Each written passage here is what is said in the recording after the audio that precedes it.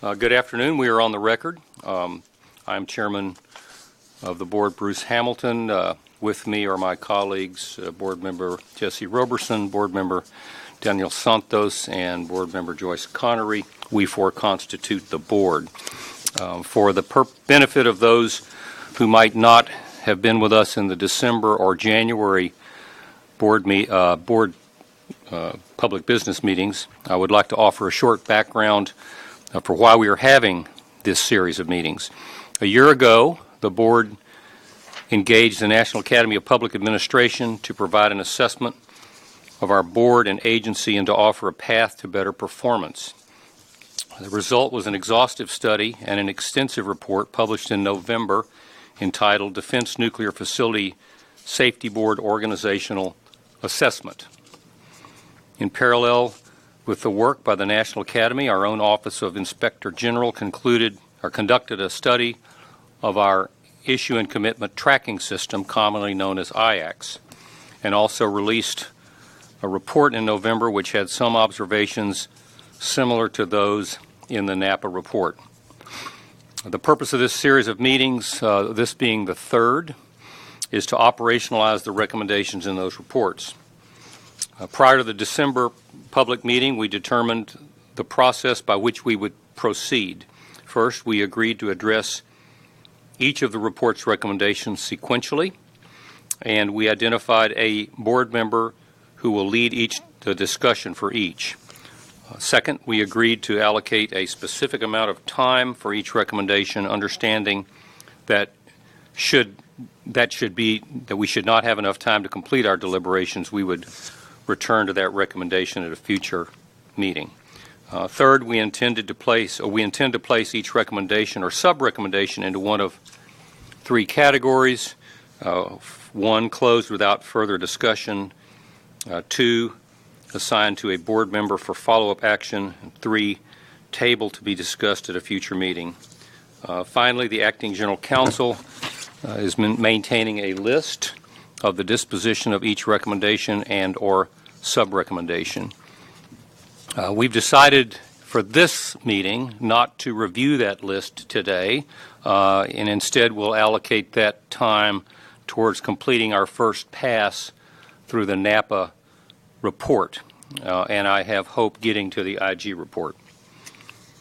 We are keenly interested in observations from our staff members, and in the wake of the past two meetings, we collected a large number of written comments, both anonymous and attributed.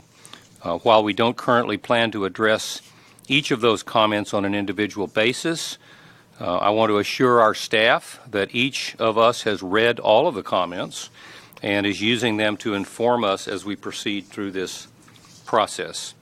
I'm hopeful that we will receive additional comments from our staff as a result of today's meeting. This is a messy process. Organizational functionality involves the most complex machine we know of, the human mind, or rather, many human minds. Most issues we are dealing with are interdependent, and like the chicken and the egg, it is usually impossible to determine which should come first.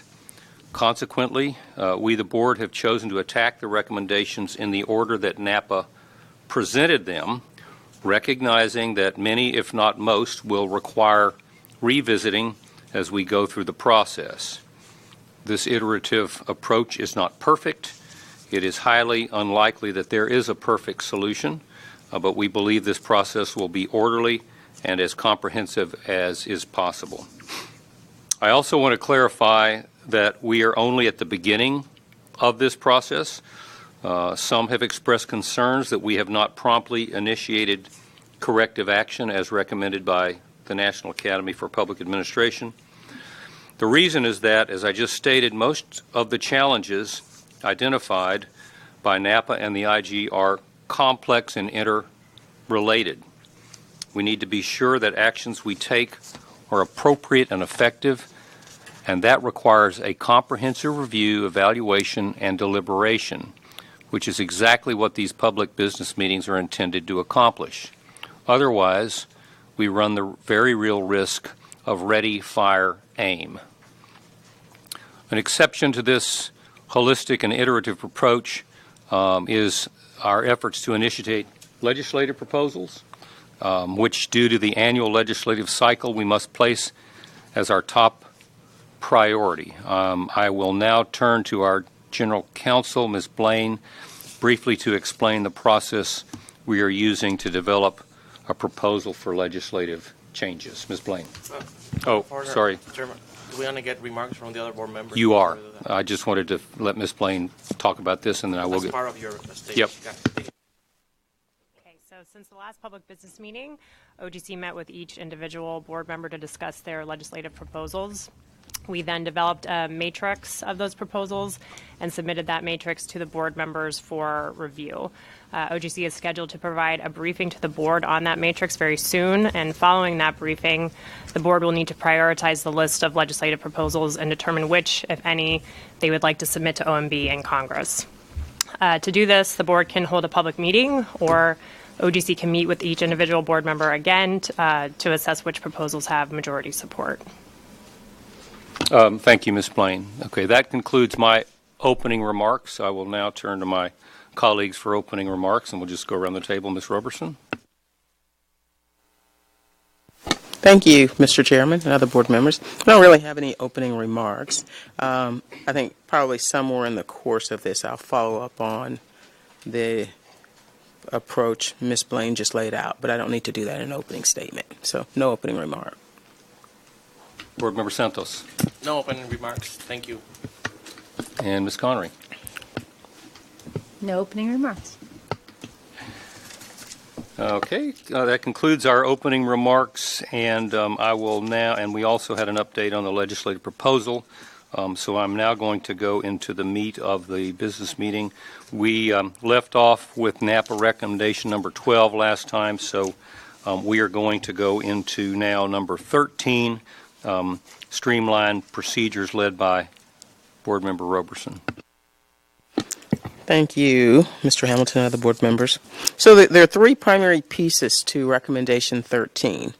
There is the streamlining of the staff procedures, the streamlining of the board procedures, and the need for clarity in the roles and responsibilities amongst and between the board members. And so I broke them up that way. I can just go through and tell you guys what I think on all of them, or if you want to interrupt me on any one, that's fine too. The first one is the and I'll just state what they said. The organizational elements should either completely withdraw or rewrite the elaborate procedures after completing a management efficiency activity to determine exactly how board members would like products to be provided. My own position, I agree with this recommendation and its basis for the recommendation. I also think a review by an uninvested entity could be helpful. And although I believe much improvement could be achieved by tasking the staff management now to proceed with the task, I think it would be more appropriate to follow the board's actions on revising its own procedures first. Ideally, the staff should be implementing procedures that carry out the requirements of the board, and the board should specify what it needs, when, and how. We currently have a mixture of personality-driven procedures and historical preservation. Further, the board procedures do not communicate how it wants to receive information or what information it thinks is time critical. It simply starts as day one of when information appears.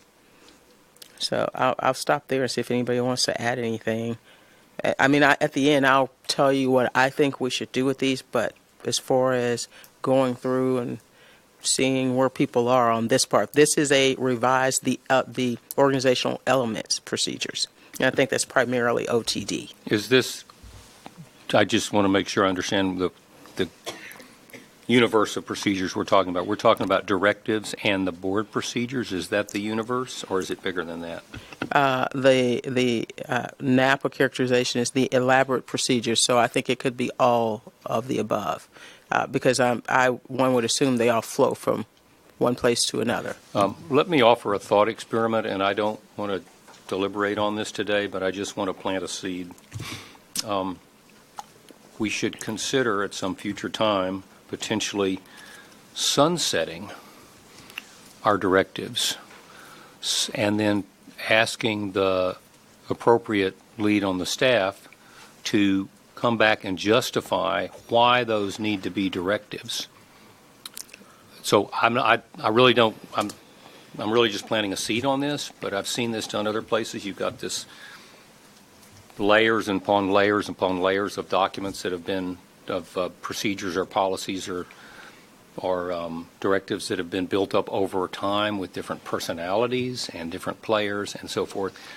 And so the way you scrub that is you say, okay, at this date, all of these procedures are going to be no longer applicable. Now, leaders of the various staff groups, tell me which ones of those you want to, that really need to be here and justify it. So just a thought. I'm not prepared really to express more than that today, just something to think about. I think it's fair to think about. I do want to kind of narrow in. So we have multiple layers of thingies. People call procedures. Some of them are actually policies. Some are sub-organizational element procedures. So when I think of directives, I think of the board level directives. Is that what you're referring to? That's exactly right, because, and the board procedures. So I think there's board procedures and there's directives. And the directives are those things which are approved by the board.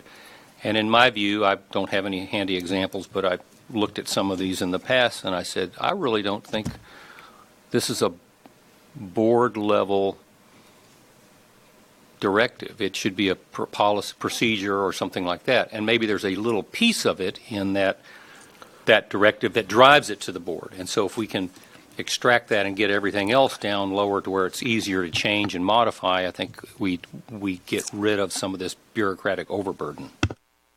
So I think we're maybe talking past each other a bit, because I think you're right. Ms. Roberson's right. Like, there's definitely layers. The directives, I think the challenge with them is that they're a combination of directives and procedures mixed into one bag, and maybe that's what you mean. Sunsetting them might be problematic only because a lot of those are driven by outside burden, requirements that are outside the agency. So you have a directive on something that has to do with personnel policy. Our policy statements, which Mr. Santos kind of spearheaded, were more on how we conduct our work, and definitely in the policy realm. So I think, and then there are board procedures, which is how we behave with each other, which drive staff procedures. And I think that part of the issue is that we created a cumbersome collective of board procedures from which the staff then created a cumbersome, intricate staff procedures to try to accommodate those, and the same with the policies. And I think what you were just focusing on in that point in time was at the Office of the Technical Director, the Office of the General Manager, and the Office of General Counsel, those procedures which they have created either in response to our policies and directives and procedures or on their own. And I think one of the things that would be an interesting, but I understand probably a staff-heavy challenge would be to map them, because I don't think that we've ever actually mapped them, and I think there are probably some that are kind of dead letters that probably need to go away. And the directives, in my view, and I think I've asked for this before, we actually have to understand we don't have a catalog of them, and they also are sunsettable basically because they have an expiration date. And when we have always talked about revising the policies when their due date comes up for review. So I think maybe that could be something that you task to, what's the, blanking on the name of it, the organization Mr. Santos and I sit on. Yeah, the internal controls group, to kind of maybe do that scrub. But on the technical staff's procedures, I agree they're overly burdensome, but we have to fix ours first, only because theirs stem from where ours come from. So until we fix ours, I don't know that they would feel like they had the direction or the autonomy to do so. Well, let the record show that I don't disagree with anything you just said. My only suggestion about using some sort of the sunset is to use it as a forcing function. Sometimes when the garage gets so full of junk, at some point the only way to clean it is to haul everything out and figure out what you want to go back in. And it's a burdensome process, but trying to do it surgically may be more challenging. So that and I don't need to debate it anymore. I just want to throw that idea out. But everything. Garage sale. There you go. There you go. So that was my only point. Yeah, thank you. The point I want to make is before we jump into streamlining procedures, sunsetting, reducing, changing some of the bureaucratic overhead, I think we really need to have more discussions on what is it that we need to address some of the fundamental issues and making sure that the board gets the information and products it needs to accomplish its mission. And whether we do that through our strategic planning efforts where we try to define where we're heading and what is best looks like, I think that's a very important exercise, because if we go through, start changing procedures, it could be 1-2 pages, but it still doesn't accomplish what we need. It will be as equally as problematic as having procedures that are voluminous. So I think we need to do that fundamental exercise, and maybe the strategic plan is a good vehicle to define what does good looks like, what are some of the needs of the board before we start tackling the procedure change. So that's one. And I don't want to. May I make a comment? I think Yes. I think we just found the first chicken and the egg of the day. Can you explain? Well, I didn't have chicken today. Oh, I'm sorry. No, you're talking about a fundamental exercise to define culture. And we're talking about, the topic here is the directives and the procedures that we have in place, which are defining our culture. Right, what I'm suggesting is that we potentially use the strategic planning exercise to define those goals before we start, fixing or attempting to fix the procedures. And I don't want to take some of your thunder, but you mentioned last time, do we even have the infrastructure in place to undertake? I'm going to get to that. So I'll stop here, but that's So two things, maybe three. One is on the directives, the board directives, which wasn't what I was talking about, but I agree with you. I think the level of detail in some of the directives is prohibitive for management accountability and should come out. And many of them were designed at a time when the board had a heavier hand in managing the constructs of the organization. So I agree with you. I think there's far too much detail in some of the directives. On this particular action, I'm talking really focused on the 3 subparts of the recommendation. This one is sub-organizational element procedures. And I actually think the effort, so let me go to the next issue, because I think that kind of comes back around to what, and you guys interrupt me anytime. So the second part of the recommendation is the board should discontinue the orange folder phase of its procedures for finalizing documents. So just to engender discussion and deliberation, I'll tell you what I think. Is that fair? I support the recommendation if it's combined and implemented with other recommended changes to the correspondence process and the board's procedures. But execution of the recommendation requires full consideration of the effects of this action and a strategic approach to ensure it does not cause more frustration or discourse either for board members or staff. I propose that the board proceed with some haste to hire a federal manager that will set and manage the board's correspondence process, as well as the management and tracking of board external commitments. I think it is important to consider the administrative burden that would be shifted to the board members and the need for an organized system to be effective. The board has, in more recent years, solely relied on the correspondence system residing in the office of the technical director, and it makes sense that that system better meets the needs of that organizational element and maybe not so much the board itself. I do, however, support the suggestion. I do not, however, support the suggestion that board members' questions, concerns, and changes should just shift to the yellow folder process and hold all other process conditions the same. I believe this will simply shift the frustration by staff and board members from the orange to the yellow folder process and make no positive process changes. Further, I believe it will more significantly frustrate the process, as the yellow folder process is designed to be a simple, deliberative process, not a process for evaluating and gathering information, which is what the board does at the orange folder step. Board members often make substantive changes to staff-provided documents. This is their right by law. Board members should have the necessary administrative support they need to execute their lawful duties.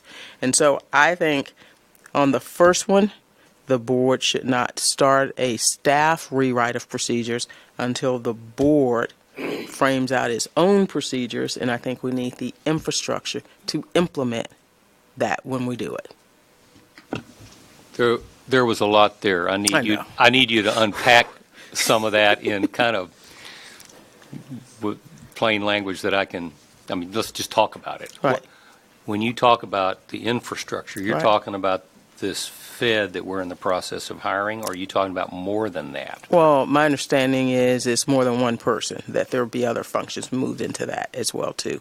And it would serve as the caretaker for the board's correspondence process. That's what I propose. My understanding is that's one of the key functions it's designed to accomplish. So, yes, that's what I'm talking about. Okay.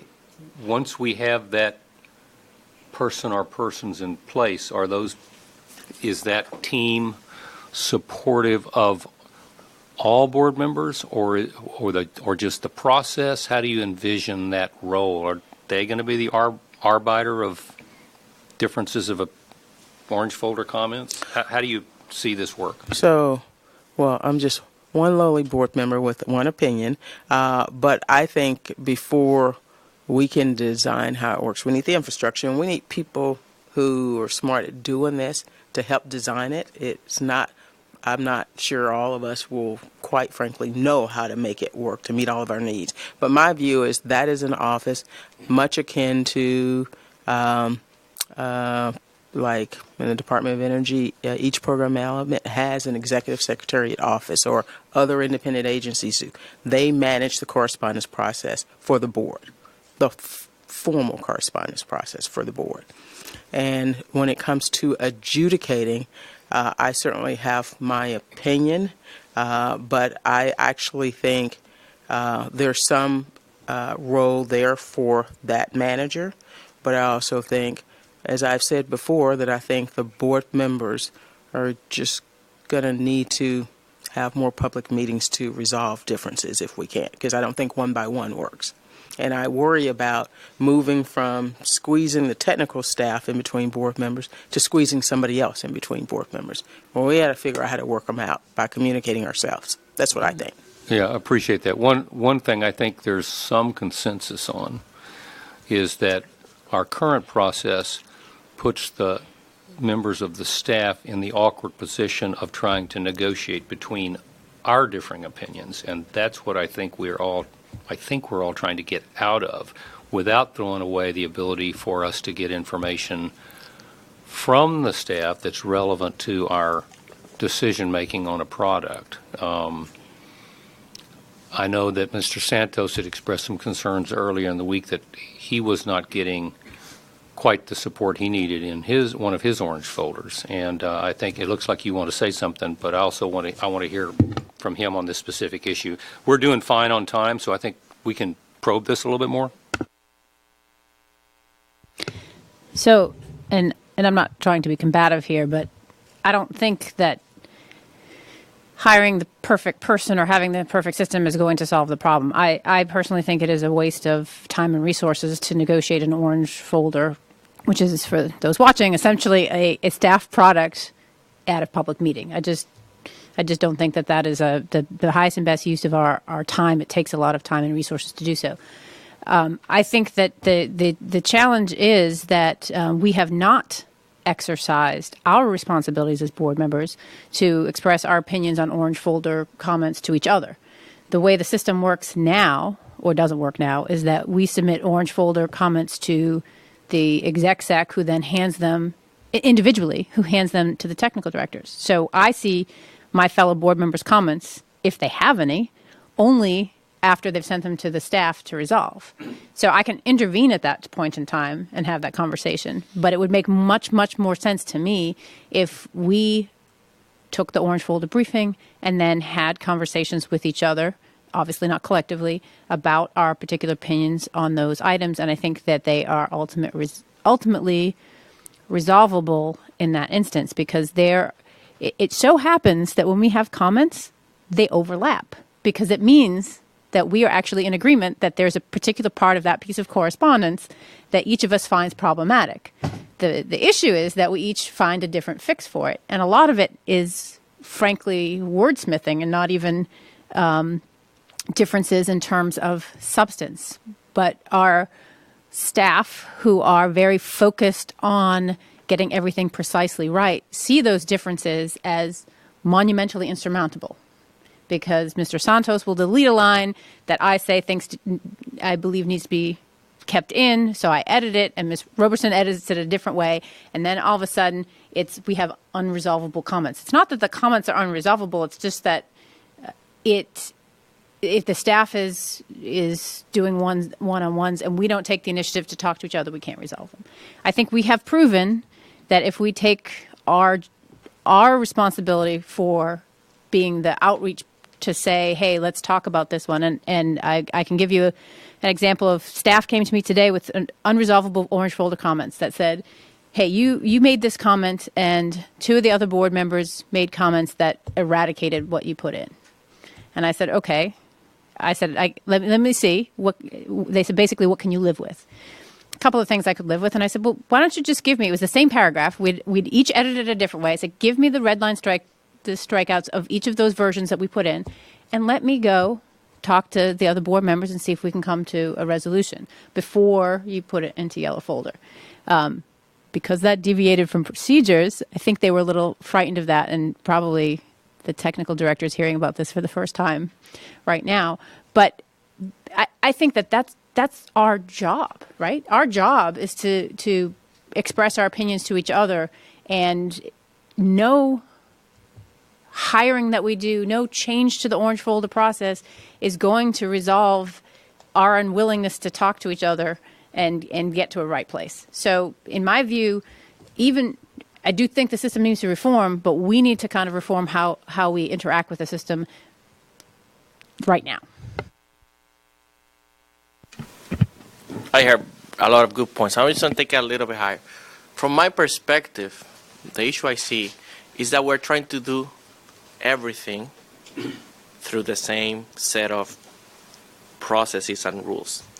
We're trying to do correspondence management, finishing of documents, gathering of information to perform individual evaluations, and collaboration and understanding of our different views. Everything through a common set of procedures that are being interpreted very strictly and literally by staff, creating a lot of concern. And appropriately so. Yes.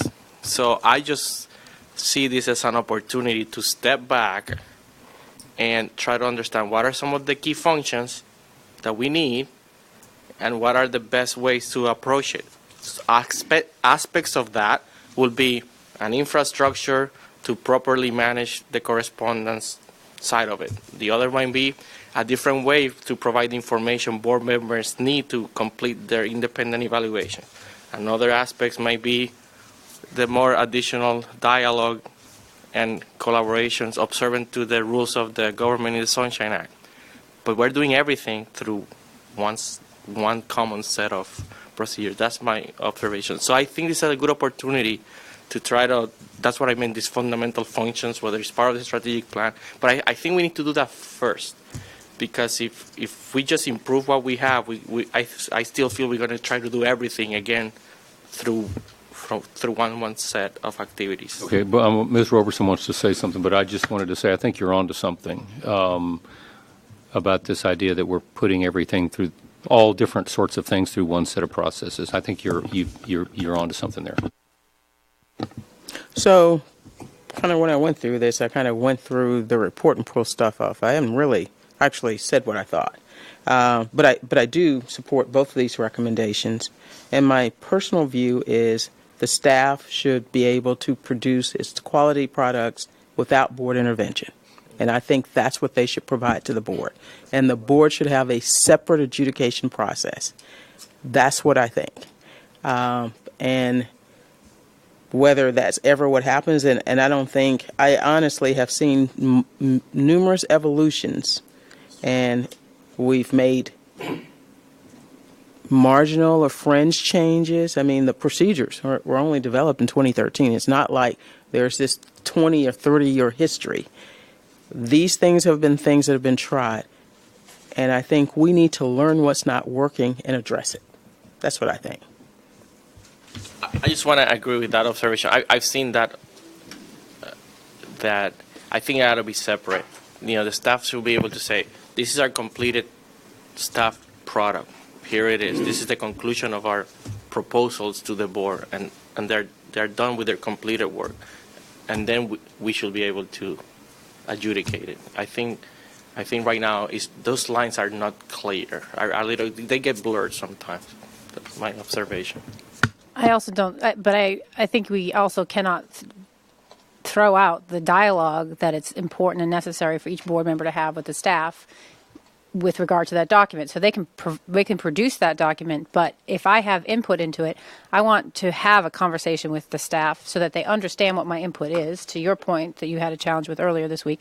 But I also want to understand where they may have pushback. Now, at the end of the day, it's a board decision, but again, I'll say this again, our staff is the resource by which we do our work, and so to say that they can give it to us and then they're cut out of the process, I think is to our detriment, because they have much more exposure to the issues that we're dealing with on the ground, and we have much broader of a strategic point of view, which is what we should have as the board. So I just want to make sure that we understand that completely, and that we don't separate ourselves so entirely that we're actually making decisions before we even get the staff information, which is my challenge and one of the biggest challenges I have with RFBAs that cut out the process of the staff providing us the best information so we can make the best decisions. I don't want to make a decision in the dark, and I don't think I should have to.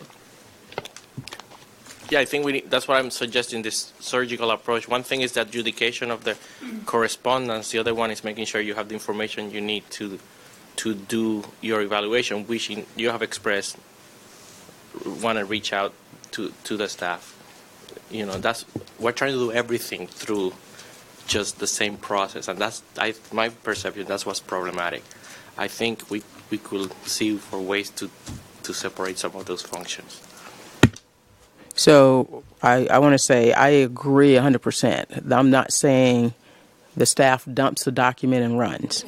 Okay, the board should be able to seek whatever clarifying information it needs. But I do think the board should be able to judge the quality of the work by a final product from the staff, and not because we all have very strong personalities. We can say we're asking simple questions, but I think on the receiving end, it's not the power of what we're doing, and the way we do it isn't necessarily always equal. So I think we can do both, and I honestly believe that we do need that additional brains to help us do it, whose primary function is managing the process, not the content, not the input, making sure the process flows. That's what I say. I agree with you entirely, and I know that your personality is the driver, right? But and Dan, at this point, Mr. Santos is looking to evaluate how we do business and why, and I agree with that entirely. But I also think that, as the NAPA report lays out, there's got to be near-term action to stop the hemorrhaging before we get to surgery, right? So in my view, the near-term action is we need to take responsibility for our own actions, and we need to have the discussions before the RFBA goes out, before orange folder comments get turned into the staff, to at least make the attempt to say, hey, this is what I think, where are you on this? And honestly, you can be persuasive if you sit in my office and you give me the reason why you're making the changes. And I would say you and I have had conversations about correspondence, and I agree with you 100%. We can do that. I think it is a practice we should enable. I mean, I should never see the end of a vote and never heard that a board member had a hard issue with something, and we never had any communication. So I think there is more we could do. That's all I'm saying. Is it me? It's still me? Well, Still me, right? There's one more piece. yeah, let's go with that Unless one more somebody piece. else wants to comment on it. No, let's go to the next piece. Next piece is very straightforward because he's got his clock face on now. Okay, we're back on the clock. The third piece of that recommendation is board members should develop a general set of board roles and responsibilities required of each board member. And so, to just kick off the debate, the board did do this in 2013 and reviewed it and modified it based on experience up to that point in 2015. The duties of the board members, the chairman, and the collective board are captured in section 1.0 to 1.4 of the board's approved procedures. However, the procedure itself requires review every 2 years to incorporate changes, including for improving efficiency and effectiveness. Therefore, I believe this is a good recommendation, and board members should review, evaluate, and identify potential changes to these sections so that they can be dispositioned at the same time as other changes are made to the board procedures, including to the correspondence and follow processes. Comments?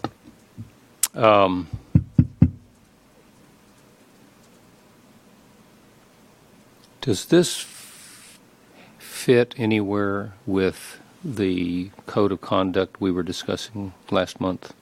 Is that a piece of this? It could be. I mean, we could add, these are our procedures. If the board agrees, the board can add whatever he wants. Right now, they're focused on duties and functions and authorities, but we could add something like a code of conduct or whatever to them. Did we have a separate action for a code of conduct? I don't remember. You kind of had the lead on that. No, actually. Oh, Yeah. you had. Oh, I'm sorry. You're. Yeah, we did. We Yeah. had an agreement to, in our team building, continue to work on it. It didn't make the agenda this time. We need to get back on it. We were going to spend a full day on finalizing that with our facilitator. That's where that sits. But so I'm gonna cop to the fact that I did not sign on to the board procedures when I came on, primarily because they were voted on 2 weeks before Mr. Hamilton and I joined the board, and I thought that was problematic because I didn't actually get to play with them until such time as I felt comfortable with them. I wasn't going to sign on to them, and I've never actually felt. I abide by them, right? They're optional, but I've never felt comfortable with them because I think in some places they're overburdensome, and in other places they are hangovers that reinforce our dysfunctionality. So again, I abide by the board procedures in terms of, although I always ask Mr. Santos, how many days do we have to vote on this? Who gets to comment on it? Because he seems to know those. But I think that the board procedures inhibit us in a number of ways, and every time there's a board member that wants to deviate from the procedures, I'm always told, well, we can do whatever we want. We're the board. We can just go in a different direction. So the board procedures seem to me more like a suggestion that when folks don't like how the procedures work, they just do something else. And the few times that I've tried to amend the procedures, I've not been successful. So, granted, acknowledged, and in the intro to our procedures, when the board put them in place, there was a commitment of unanimity and a review, update, change every 2 years. Now, I was going to just raise this later. One of the other things that's happening is that function is actually assigned in our procedures, but there's nobody in the slot that was assigned to initiate it. Who was it assigned to? It was assigned to the executive secretary, federal executive secretary. So that would be another function of my dream need here to manage the board's administrative processes. So I think we should relook at our procedures, including, I'm not hung up on anything that's in there. I just think the board needs to own them, and you need to own them and feel comfortable with them, and whatever changes the board needs to make, that's what we need to do. My point was, we're overdue to do that anyway.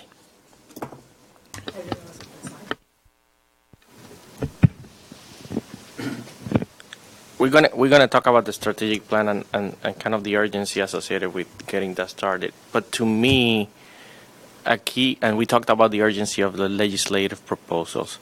But to me, the other leg of this, and I'm fully supportive of having, and I have proposed it in the past, having this infrastructure for what I call the management of board matters, as you described.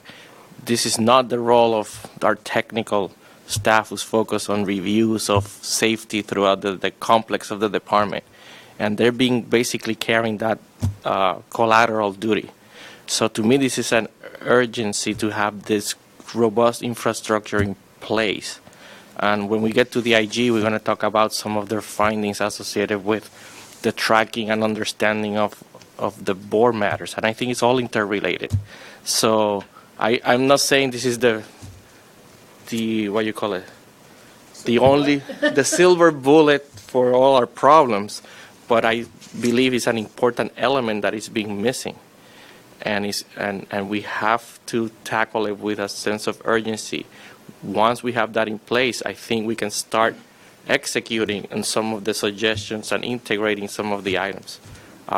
So I support what Ms. Robertson is proposing, and I'm just trying to see if we can have a higher sense of urgency in execution. I'm sorry, did you want to? You know what I was going to say is I agree with the sentiment around the table.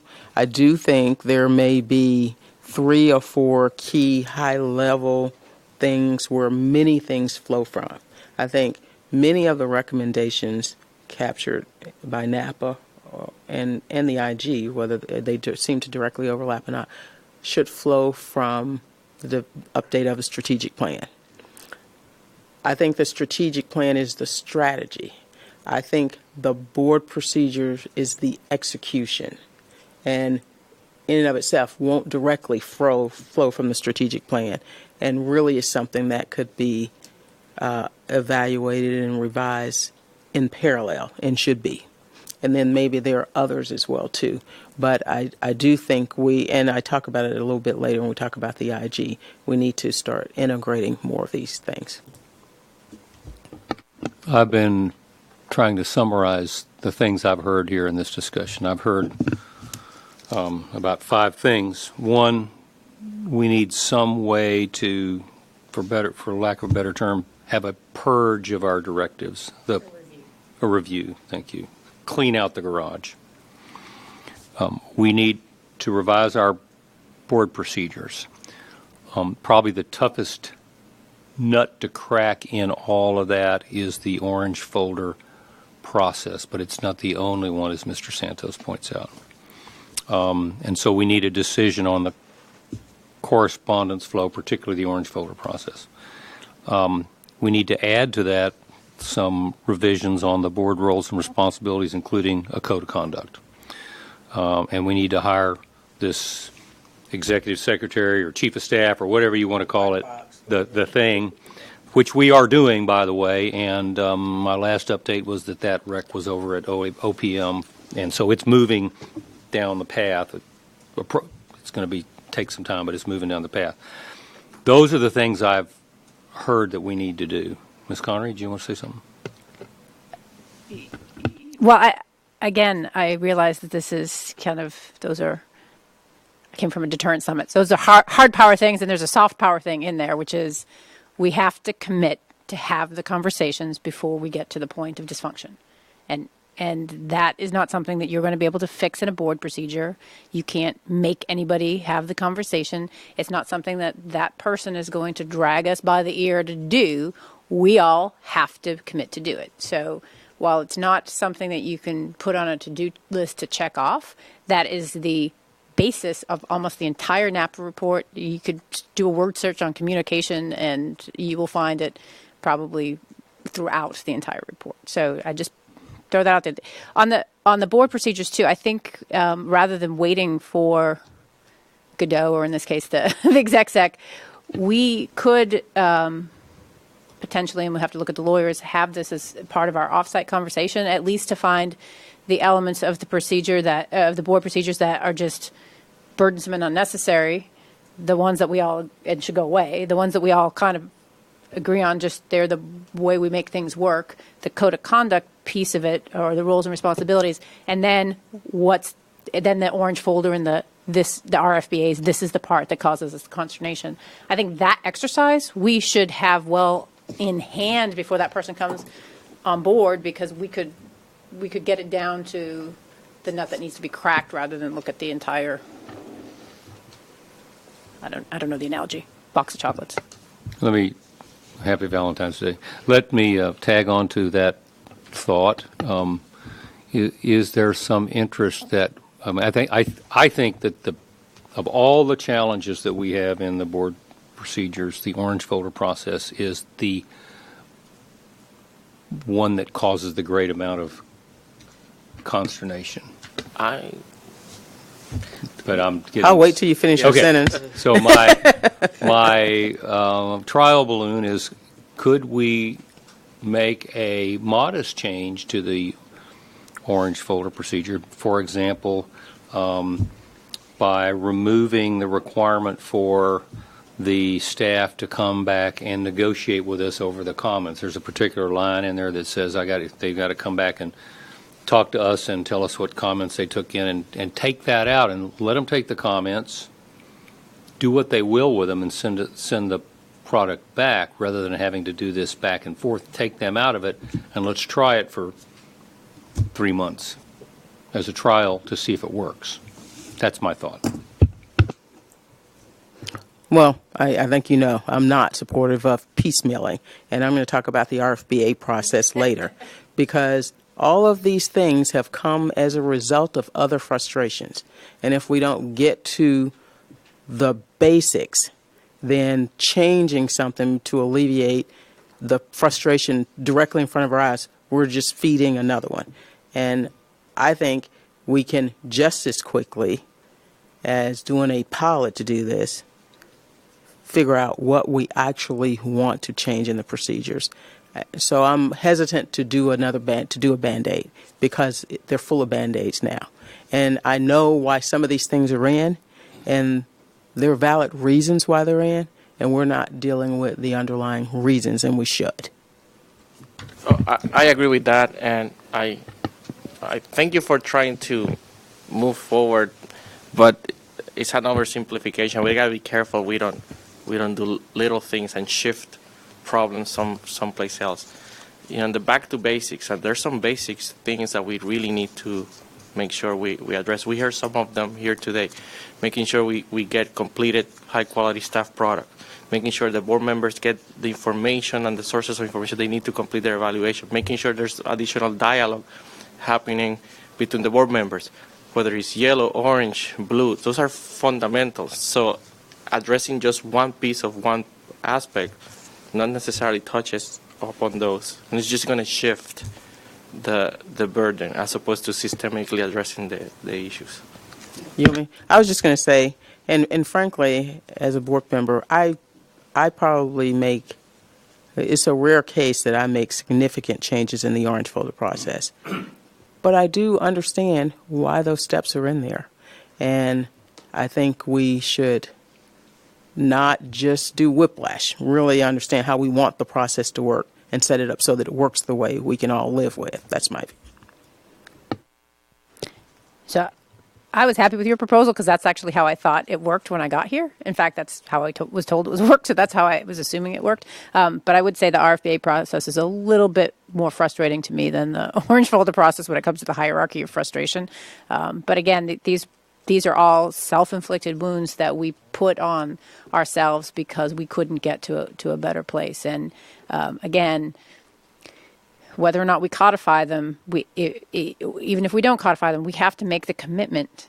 And I'm going to sound like a broken record. We're going to have to make the commitment to say, if I'm going to put out an RFBA, I'm going to touch each one of the board members either via email or in person. I'm going to answer emails that I receive and not just let them sit unanswered. That I'm going to make sure that you understand where I'm coming from when I make a change, so you know the reason why I'm making that change. And if you have a different argument for it, then I can either hear that argument and say, either agree to disagree, or better yet, come to a solution that we can both agree upon. You said it best at the last meeting, Mr. Hamilton, is sometimes we go for a 100% solution where I have to have all of my words in, and we let the 80% solution suffer. And when we let the 80% solution suffer and we don't pass that piece of correspondence and it doesn't go to DOE, we're not doing safety justice. Now I'm going to put my clock face on for sure. Can we summarize for the general counsel the things that need to go into the matrix, Ms. Roberson?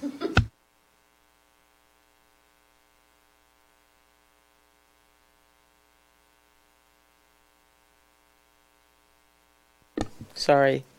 And then anybody jump in. The first item, the first recommendation was a complete overhaul of the organizational element procedures.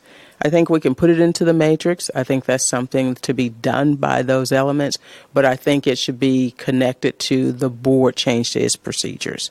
So I'll be honest with you, I think we have all of the pieces already captured in the matrix because this connects very directly with recommendation 4. Now, if somebody heard something unique and special, please correct me. But even the last one, in reviewing the board roles and responsibilities, we can add that as a separate one, but it is in the procedure, so unless somebody wants to pull it out. So it could be, these are sub-elements, or we could just make them stand alone. It's up to the board. Could I ask the general counsel, do you have the punch list in front of you? Could you read recommendation or the ones from number 4 to just refresh our memory? Sure. So it was broken down into 4 sub-recommendations. 4.1 was to engage in more genuine deliberations. 4.2 was to reform the notational vote process and the correspondence process. 4.3 was enhanced team building. And 4.4 was accountability of board members to demonstrate more collegiality. So on that second element, I would say we could expand it and add these, but those are all they're the procedure. The notational vote and the orange folder process are already captured. So, and I don't want to confuse this with near-term, long-term issues, but that's kind of the whole enchilada. That's the long-term. Near-term, I think it would be helpful if we could have a conversation about part of the board procedures, pending general counsel agreement, during an offsite, where we kind of basket them, and then the second one would be a review of the directives, because I think while that's a tangential issue, it's still about cleaning house, and that's a house cleaning that we are overdue on, and I think that's a fairly relatively easy thing to do would be to actually have a deep dive on directives and actually have them all listed in one place with the dates that associated with the last time that we did them, and then take one set every couple of weeks where we go through them and we decide whether or not they need to be gotten rid of, updated, and then or separated policy from procedure. Okay, what I think I heard was you're okay with what's in number 4 except for the cleaning house of directives. Is that correct? That and can we talk about the procedures in offsite? So, yeah, that's what I heard. I heard, one, I would still add the roles and responsibilities, board member, to number 4, to that one. I heard the cleaning of directives, but I also heard in the near term, we should start the discussion about the necessary changes to the procedures. And I think I support that. My goal wasn't to say we wait until a magician shows up. We can start it. My concern is implementing before we have the infrastructure in place. So okay. I agree with that. Let me ask the general counsel to tell us what she's got, and then we will add to it as necessary, because if you've got all of this, you're a better woman than I am.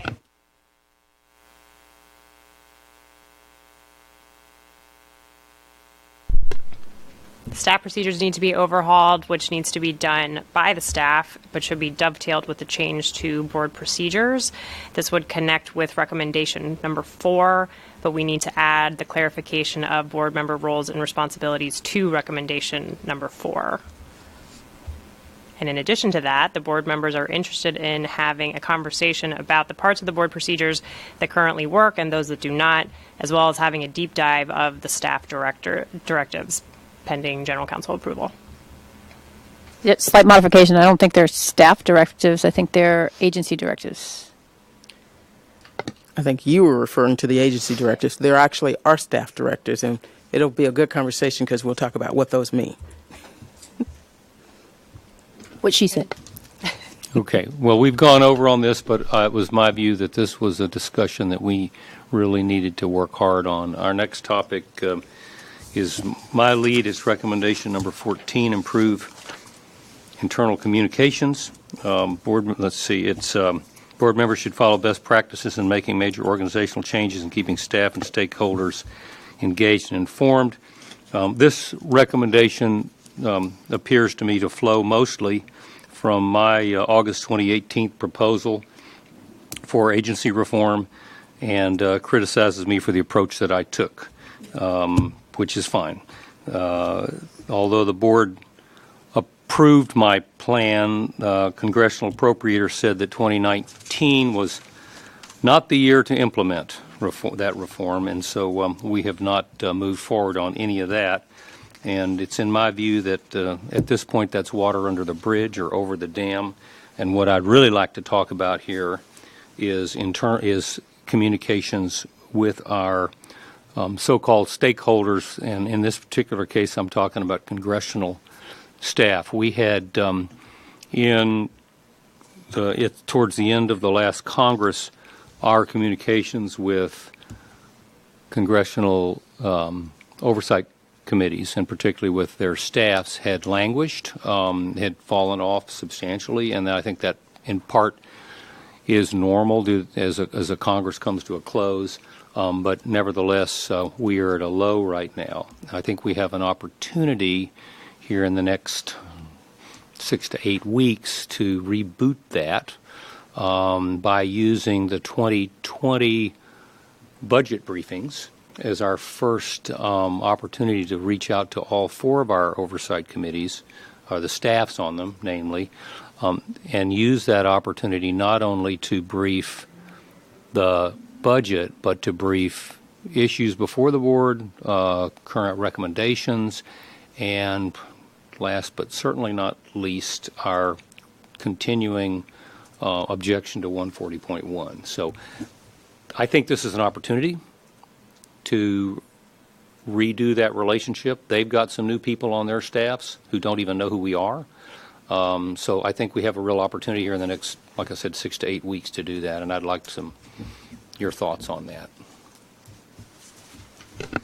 So you know I'm a huge proponent of reaching out to the Hill and our oversight committees in particular, but I also think we should be reaching out to congressional staffers and members who preside over the states in which we have facilities, right? So we should be reaching out to Washington State, we should be reaching out to Texas, we should be reaching out to Tennessee, et cetera, and developing those relationships. I would also note with the new Congress, there are actually new congressmen and women who don't know who we are at all, let alone their staffers. And so, again, the first approach is always the staff, but I think we also have to make sure that we, as presidentially appointed, Senate-confirmed members of the board, reach out to and establish contact directly with our senators and congressmen and not neglect that side of the House. Yeah, and I don't disagree with you about those in states where there are facilities. I was simply saying that the lowest hanging fruit is right before us, and we ought to use the opportunity. And that's the 2020 briefing that we're going to have to do anyway. I agree with both, but I do feel we need a little bit more of predictable infrastructure and understanding of how the communications are going to happen, the information that we're going to be providing, and the flow. So when we have communicated, it's being kind of ad hoc and informal. So I think this is an opportunity to improve the formality, both internal and external, of communications and information flow associated with those outreach activities. So whether we do it through some of the hiring of potential external affairs personnel and the team that could get assembled, or we institute it ourselves. I think we need additional discipline in how we are executing some of those communications. So I agree. I think there are two things. I think we won't have that in place for this round, and we're going to end up, and we need to do these communications now. But I agree with you. Hopefully, in 3 to 4 months, we'll have the other half of my magic person who will track and be the brains conscious to ensure that we continue to do this and do it with meaning and predictability. And follow up on commitments that we have made to provide additional information. So I don't think OPM actually has a category for magician, but we could ask for that. I agree with this discipline in the sense that we should have a log of whenever we contacted which congressperson, and we should have an idea of, you know, if we have a recommendation or if we're doing a hearing, who the outreach is like that. From a management standpoint, that's an important thing to have, and I appreciate that. Where I get a little nervous is in my fantasy world, we have established ourselves and our reputation and our staff's reputation is such that if we get a reach out from Senator Udall, the board agrees that we can let the staff go talk to Senator Udall about specific, or Senator Udall's staff about specific issues having to do with the safety at WIP or Los Alamos without the board having to go up every time and without it being a tortured process for that to happen. I think we have to be in a place where we become comfortable with our staff representing their work. And I think sometimes we are overly cautious about having people speak for their agency. And in every other agency, your SESs can go out and speak on behalf of the agency, and that's a routine occurrence. I think we're a little less used to it and a little less comfortable with it, and I think we have to be in a place where we're more comfortable with it.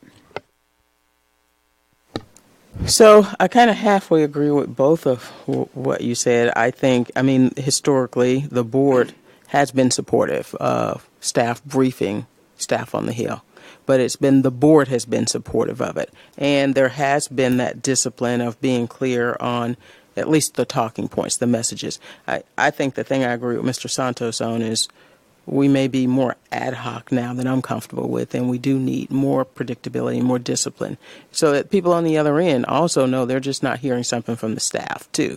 The staff is certainly capable of doing it, but the board members still speak for themselves, and the board still speaks for itself. So I think there's somewhere in between the two that we need to get to, but for lack of being there, we need to increase our communications sooner, externally, and we need to increase our communications on those things more internally, because any of us can find ourselves communicating to anybody, and we should at least always know what the board is saying.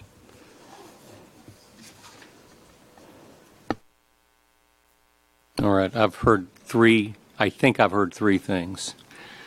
The short term, and I think go ahead and write these as 3 actions for this recommendation. The short-term action, and these will all be assigned to me.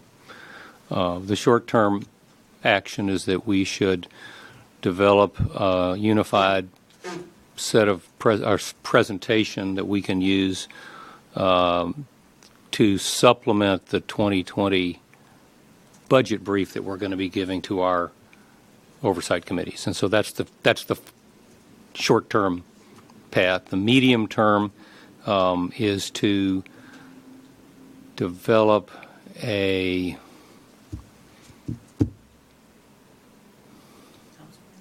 I'm sorry?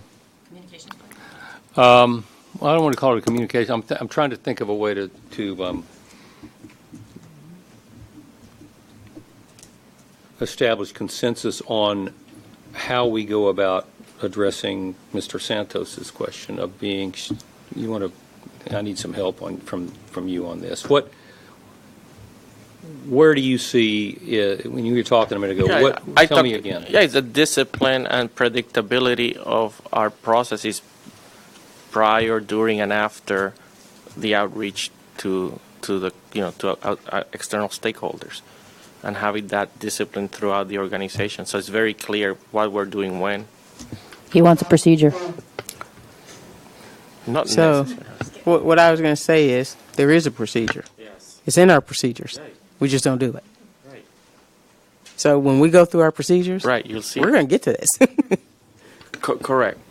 Which- Is that Tell a- me which one you specifically you're talking about. When it comes to putting together information, how it gets vetted, and how the board ensures it's comfortable with it before it goes out. It doesn't prohibit anything, Ms. Connery saying.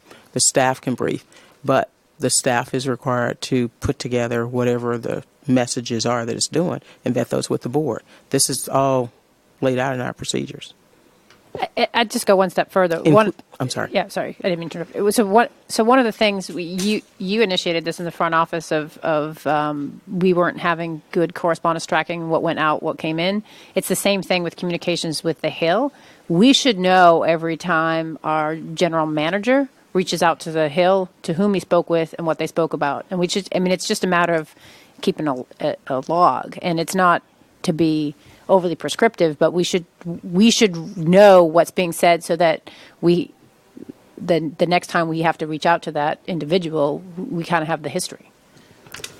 Yeah, and tracking of whatever commitments we make when we do speak. As you know, when last time we briefed some of the appropriators, we agreed to come back and talk to them. Okay, so the can I staff. capture Yes. this as a disciplined communications process? Yes. Okay, so that's the second one. I needed a term. And the third one is the long-term one, and that is once we get the whatever we're going to call that position, the chief of staff or executive secretary. We still got to come up with a good name that describes it. But what is that? It's probably on the announcement. Well, yeah, but okay. We need to establish the kind of rules of conduct of that position. So the rules of conduct of the executive secretary leader. Okay, anything else on this topic? So not to hit a sore spot again, but you started the conversation saying that this was kind of a hit on you for the restructuring, and I think Mr. Santos was alluding to the fact that the appropriations folks asked about that specifically when we went up there. I just want us to note that there is no way that you're going to be able to go up and brief on the 2020 budget with that question not coming up, and I haven't heard an answer yet that we can agree upon being stated. So it's kind of an inoculation question. You probably ought to have a slide or two as how you're going to approach that, and then the other board members who are present with you can offer their views as well. But they're going to ask, and we're not going to be able to dodge that question. Okay, well, I appreciate that. What's the question? She's The why? The Yeah. why? Oh, perfect. Yeah, Okay. I appreciate that comment, and we'll work through that. It's not part of this specific thing, but it is an important thing to take into account. Okay, we are running a little bit behind, but not too bad. We're going to take a 5-minute break, and we will return at 2:15 by that clock.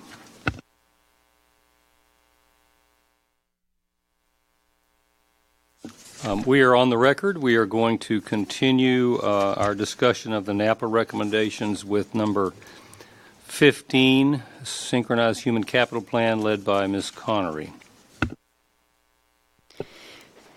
So, recommendation 15, Synchronized Human Capital Plan, HR modernization, and a new personnel system within the agency vision and strategic plan.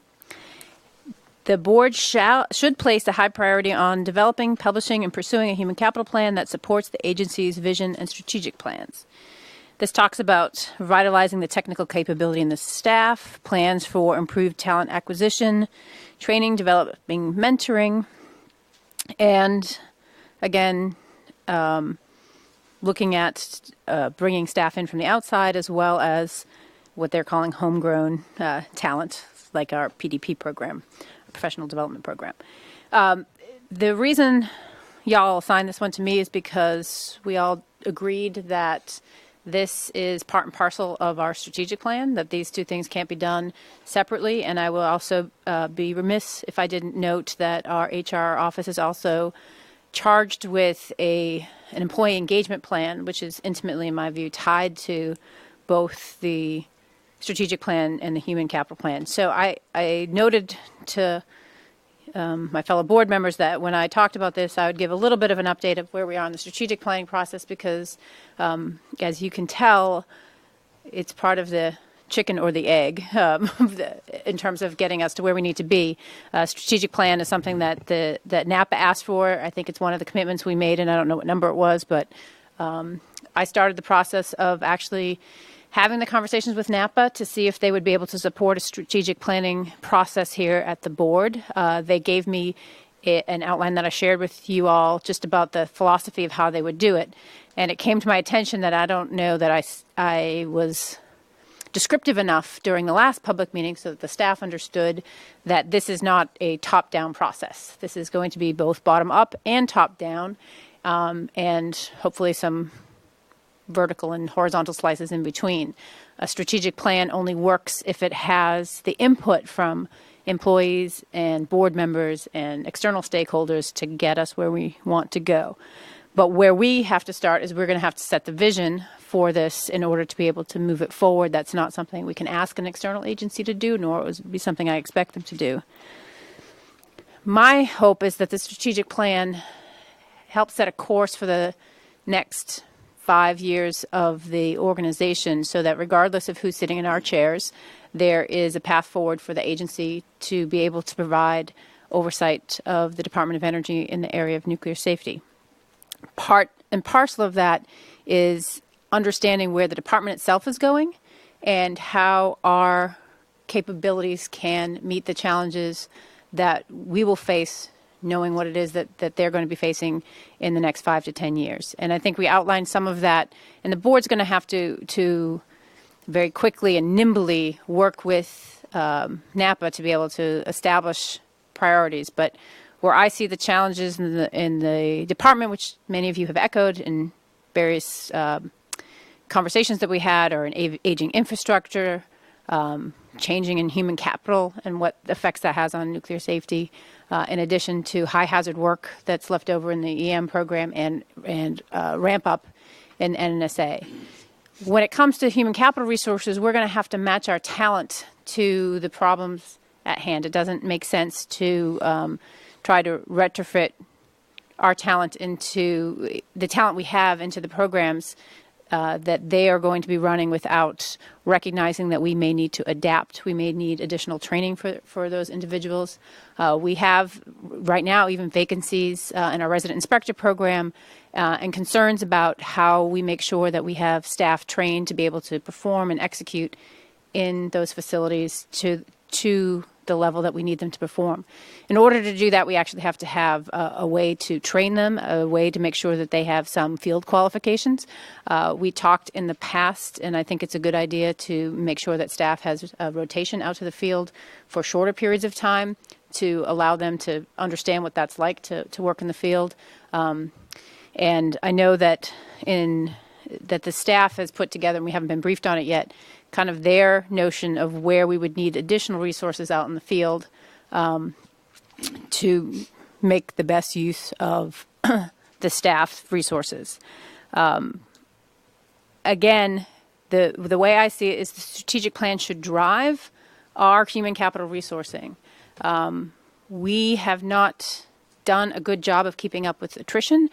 Whether that was by design or by accident, we are in a situation, I believe, in which we have limited staff resources and lots of issues that need to be addressed. To include addressing the NAPA report is going to take human resources. These meetings take resources.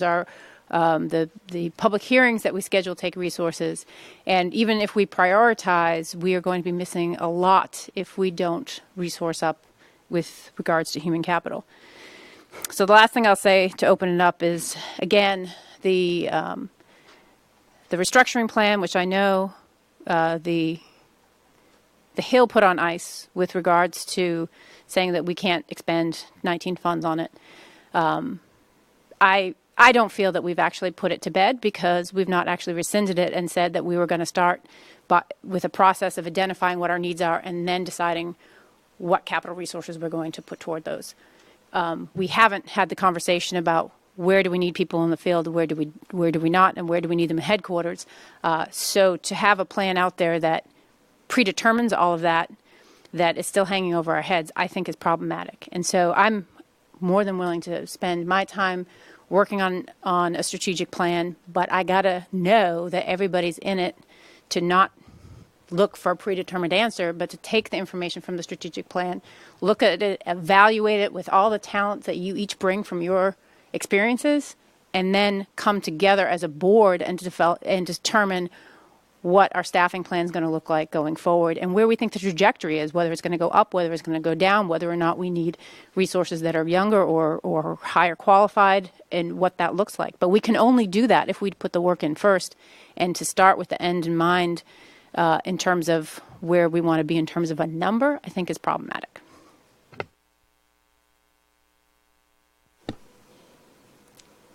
Thank you, sir. And thank you, ma'am. And thank you all. Listen, I agree 100%. I will say for me, I am open-minded. I would love if we had an executive director of operations to participate in that process because all we're talking about is contracting and expanding the current state, which I don't know is necessarily the right thing for the future. But I am open-minded. I'm going to participate with all zeal in the strategic planning process, and I'm just open-minded. That you can count on. And I'm not hung up on a number. What I'm hung up on is helping to structure a sustainable oversight function, regardless to who the board members are. Sustainable. Thank you. Thank you, and I appreciate you gave many examples of why I consider significant reform is needed, and that's why we're going through observations, recommendations by outside stakeholder, but also our internal observations. A strategic plan is an absolutely important activity. It needs to be, in my view, forward-looking. It really needs to define what this agency needs to look like, and I think it's absolutely important that when it comes to the internal aspects of the strategic plan, that it's not an exercise to try to justify the current state or the things that people are maybe comfortable with but are really not conducive to a sustainable and efficient agency. I also like the suggestion to look at some of the external factors and interfaces with the department. I think that's critical. I agree with Ms. Robertson in the mention is ideally, we'll be looking and integrating some of the structural changes we are being contemplated to be part of the process, but back to the chicken or the egg, we got to start somewhere. But I think there might be some intelligent points to do some integrations along the way. As part of the human capital plan, I think we need additional discussions of the type of fit that we need, and we are looking for types of talent we need, as opposed to simply, hire to meet, quotas or numbers. So I look forward to the strategic plan to help us define some of that. So I'm fully supportive of getting started and integrating. And thanks for championing this, Ms. Connery. Ms. Connery, can you give us a quick update on where this is on the NAPA request?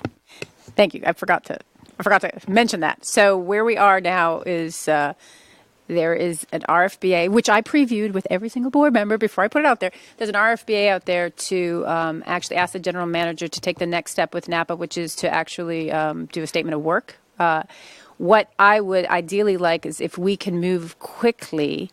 They are understanding of our budget process and the types of activities. We were talking about the PAR. We were talking about the budget justification for 2021.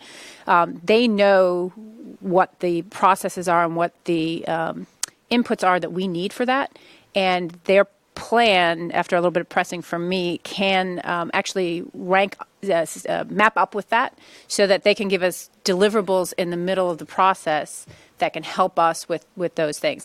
And to your point about the EDO, I would say that in my mind, since that's something that we all concur on, if we can move in parallel on the EDO, what would be ideal is we have a strategic plan at the same time, that coincides with the budget cycle, that then maybe coincides with the bringing on of somebody who's going to be in that function to help execute it. But I do want to say, just to your point, Mr. Santos, is I don't want to wait for a strategic plan to hire, because there's. And this goes to something else you said before. While we're doing this, we can't let safety falter. So we still have to have the folks doing what they're going to do, and not Absolutely. Yeah, and not. My only point is that it needs to be the right fit. That's the only point. But I absolutely agree with you. And I think the other piece of this is, and we've been talking about it with the human resources folks, is the training piece of it. So, we have the staff that we have, and I think we have an excellent staff. We may have to work on training so that the staff fits with the needs that we have now, even before we get to the point of finishing up the strategic plan. I think that the same way as you said, the staff has collateral duty, the technical staff has collateral duty in doing our orange folder process, which is inappropriate. I think the training function is also a collateral duty that, mentoring is one thing, but training is actually a very specialized discipline. And I'm a proponent of seeing whether or not we need to bring in some external talent to help us, and particularly with our HR director, with the technical training piece of it, and whether or not, at one point we discussed, should they have qualifications, like qual cards to do particular roles or not, or familiarity with a particular site. Like what are the threshold training processes that we need to go forward? And we have the senior staff has a wealth of experience. How do you translate that experience to a training program that can make sure that the next generation of staff, and I don't mean just by age, but by that we acquire, will be able to do the types of things that we do, because it's not as straightforward to work on oversight as it is on work on a factory floor, for instance.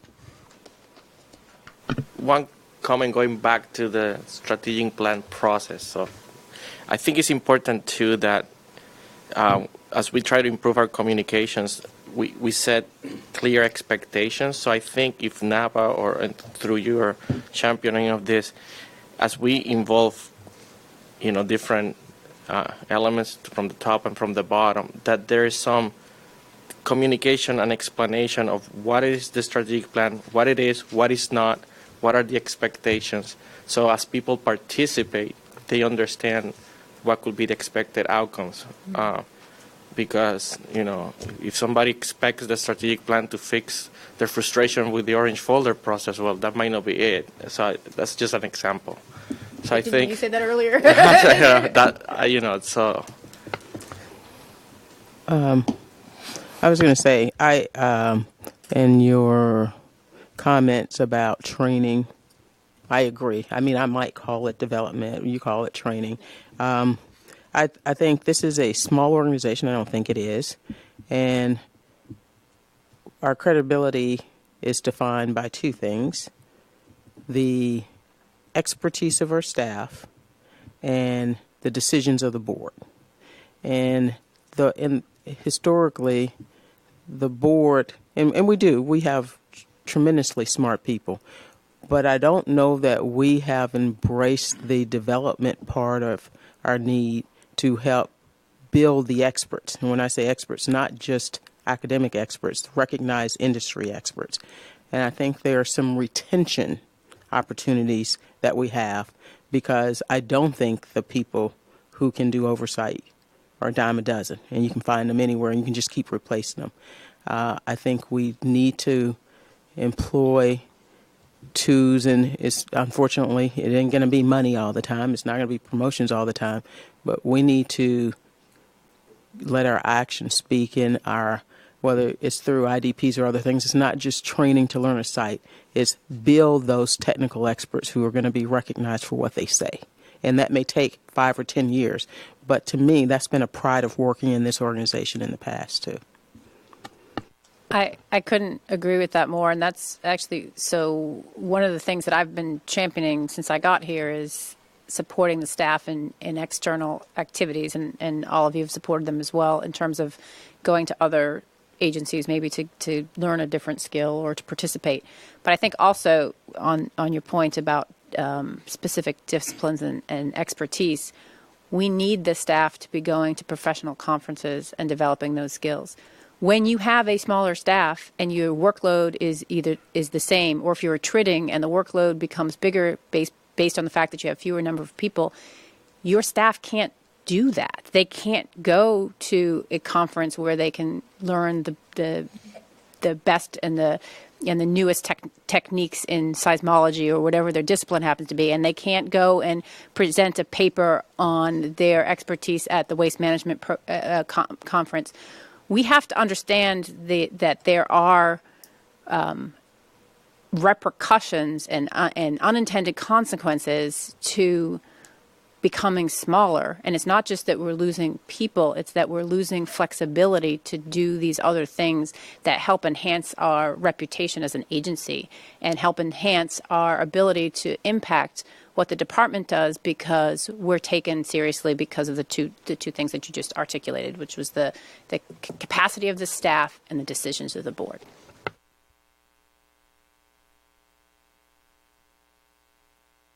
Okay, to summarize, for the purposes of General Counsel, we have a pending request to the National Academy for Public Administration to provide us with a proposal.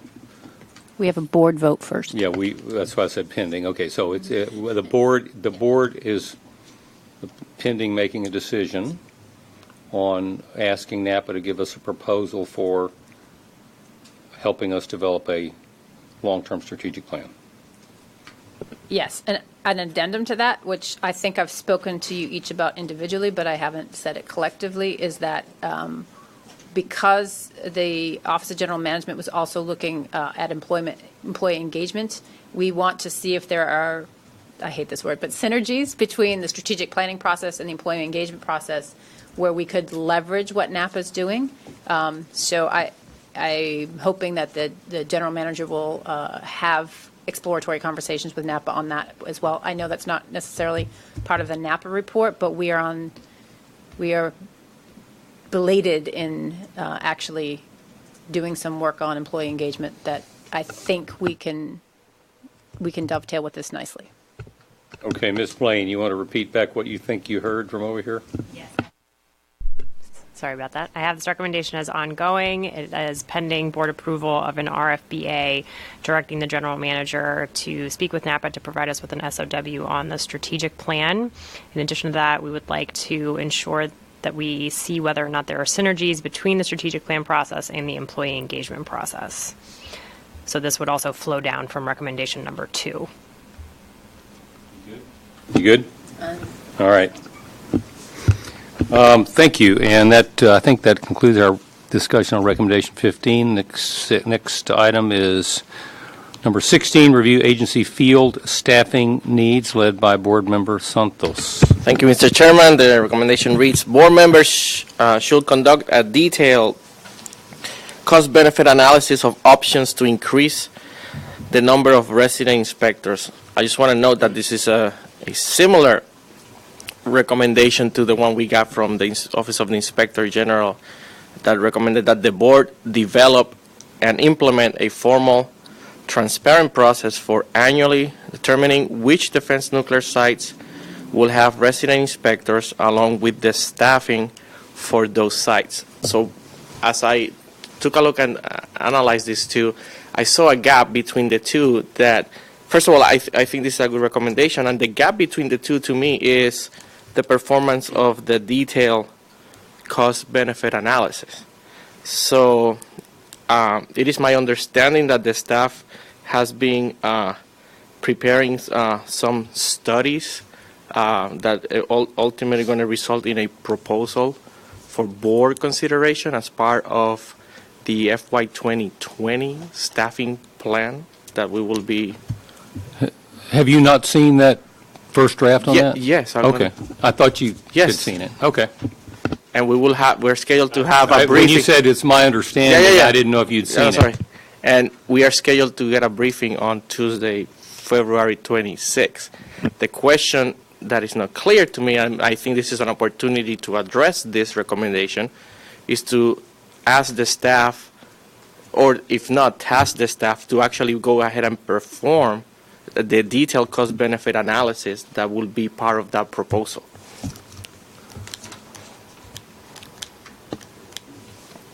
I know what you're going to say. Go ahead. No, because my first reaction was cost-benefit analysis.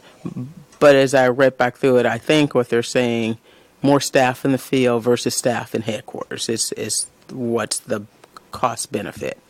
And I don't think that's unreasonable, but I think that's where my first reaction is, what do they mean cost benefit? But Well, I was just going to say, we always push back on that when it comes to the department. Like, we don't have the capability of doing a cost-benefit analysis, that we just don't have. It would be imperfect. I think what the staff did, which was sufficient for me, was to say what additional capabilities would enhance our mission if we put them in the field. That was, I think, sufficient to answer my concerns, but I will wait for the briefing to see if there's anything deeper than that. But there's definitely a potential for cost-benefit analysis with a versus staff in headquarters. But again, if you don't know what your number is, it doesn't matter, right? Are you increasing to get more staff in the field? Are you starving headquarters to put more staff in the field? That part, I think it would be unreasonable to ask the staff to do that when the staff doesn't know what the target is, absent a staffing plan. So I'm just a little bit cautious on that piece of it. Well, but if they're going to make a proposal, I think it should be complete. So I think this is a good recommendation, and we should hear them first on the 26th, and then consider any taskings that may come out of it.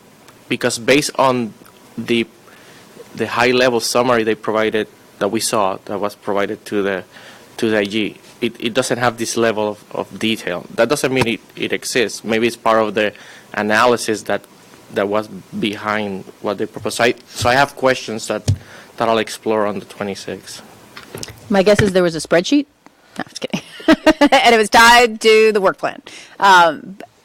Again, when we look at cost-benefit analysis, if we are going to task the staff to do significantly more work on that, we just have to recognize that we're not drawing from a different staff. We're drawing from the same staff that provides oversight in the field. So if we ask them to do something additional and elaborate, we're taking resources away from that. The other thing I'd say, and it's not a new idea, is I don't know that we've actually had the conversation with the department about additional field staff, or what that conversation looks like, or whether or not there's a burden that gets placed on the department if we put more staff in the field.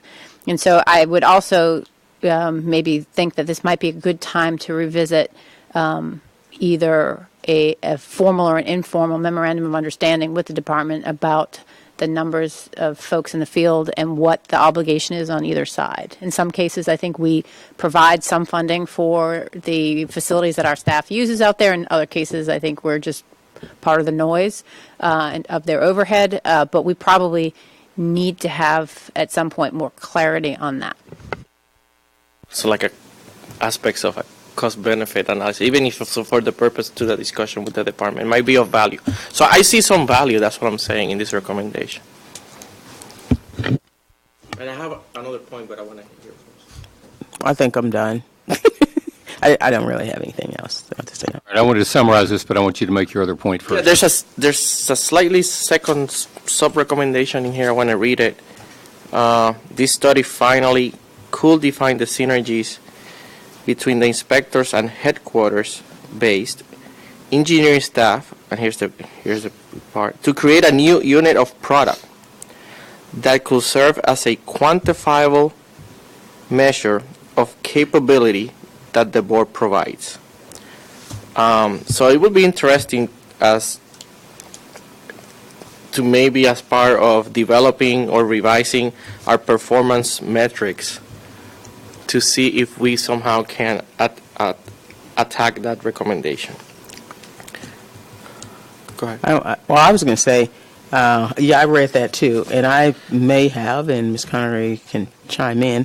I assume with our initiative and our strategic plan at the end of that, not only do we have a vision and a strategy, but we also have measures that will demonstrate we're satisfying that. And to me, that did fit into that as well too. I had a long conversation with Knapp about this because we were in the process of doing that, and they echoed the challenges with struggling between quantifiable and qualifiable measurements and what that's supposed to look like. And I gave them some of the horror stories that we had just trying to develop one of those. So they recommend it. I will tell you, I read that sentence a couple of times and didn't quite understand what they were getting at with regards to the new unit of product. I wasn't sure what that meant in terms of a phrase, but if that's what they're getting at, then yeah, I think that's the way I read it. Somehow of a quantifiable metric of performance associated with the collective contribution of the work of residents and headquarters staff. My read, I'm open to discussion. I wasn't sure if they were expecting a new product from the folks in the field, different than the products that they already produce. I think the good thing is we'll get to ask Napa, and we should. I think on my read, I think it's fair. Anywhere we can identify quantifiable measures of the agency's impact, we should do it. I'm a fan of it. But fortunately, we'll be talking to them some more, so maybe they can help us see. As you said, they can help us see where maybe we haven't been able to see how to do that. Okay, I'm going to ask Ms. Blaine to tell us what she thinks she heard, and then we can adjust. Okay, this recommendation echoes that of one in the IG report, and the staff has prepared a resident inspector study that's going to result in a proposal for board consideration as part of the FY 2020 staffing plan. They are set to brief that study on February 26th. So following that briefing, the board members will figure out what specific taskers are necessary. The board members may also consider revisiting an MOU with the department regarding the obligations on both sides with respect to resident inspectors. Could you read that? Could you read that last one again, please? Sure. The board members would also consider whether or not they should revisit an MOU with the department regarding the obligations on both sides with respect to resident inspectors. Did we get it, Mr. Santos? The third part is as part of the strategic plan scoping effort to get some clarity, and or if this is indeed an opportunity to make sure that the strategic plan effort overall has a set of recommendations for new performance metrics. Can you give us a little shorter version of that for Ms. Blaine? Performance metrics with regards to the staffing, the strategic plan. Yeah, with regards to staffing. It's too long. You got that, Ms. I Blaine? think so. All right. All right, hold on one second. I'm here to help. Last part, as part of the strategic plan scoping effort, get clarity from NAPA on the performance metrics with regards to staffing. No. I mean, that might, but, make sure that the strategic planning effort includes recommendations for performance metrics. Help. So I'm going to say it long and then short, and you guys jump in if I say it wrong. To utilize the strategic planning process to identify quantifiable performance metrics in regards to the agency's impact on safety. Yes. Now, how are you going to say it short? Forget the first part because it goes without saying. Using the strategic plan, it's identifying quantified performance metrics of the agency's impact on safety. That's as short as I can get it. Somebody else may be able to do it shorter. And I like the distinction, so it doesn't become metrics on other items that are not necessarily tied to to where. Now, don't get me wrong. The way I read this, they're saying, well, you can do quantifiable metrics on the contribution of resident inspectors, whatever. I think we ought to take it holistically and see what comes out of the process. Let's wait. Short. Are we, is there anything else you want to talk about on this topic? Okay, we are, well, actually, we're right on the schedule. So let's go ahead. I'm sorry, Mr. Santos, you want to do something else first? Yeah, I have. All right. Let me wait for you to finish, and I Well, have some. if you just have a couple of minutes, I think we can do whatever you want to talk about, and then we can break it in accordance with our agenda, and then we can reconvene at 3 o'clock. So go ahead. Oh, excellent. So I have questions. We went really fast through the legislative proposal discussion, and I just have a question for the General Counsel regarding process, so make sure I understand. So after the discussions that you're going to brief the board, our options are to have a public meeting on the legislative proposals, or what's the other option? The second option would be for me to come around and meet with the individual board members for a second time and assess which legislative proposals have majority support, and then develop a final list of legislative proposals. And then up to a board member or you to submit a RFBA? It could go either way. Okay. I would suggest we do it through the folder process because I'm sure there will be amendments. Okay. My proposal is I will support us having a discussion like this in public so we can discuss the why and how we all see the different proposals. So we'll discuss, but that Okay, would we be don't my have to preference. decide that No, right this minute, but I appreciate so that those are the two suggestion. options. Yeah. Public meeting or an eventual RFBA process. Orange folder process. Orange folder process Yeah. with amendments. That's right. Okay. Thank you. Okay. Anything else before we break and then the next section starts at 3 o'clock? Ms. Roberson. No, I'll wait for the briefing to visit that. Let's take a 10-minute break. We will reconvene at 3 o'clock by that clock.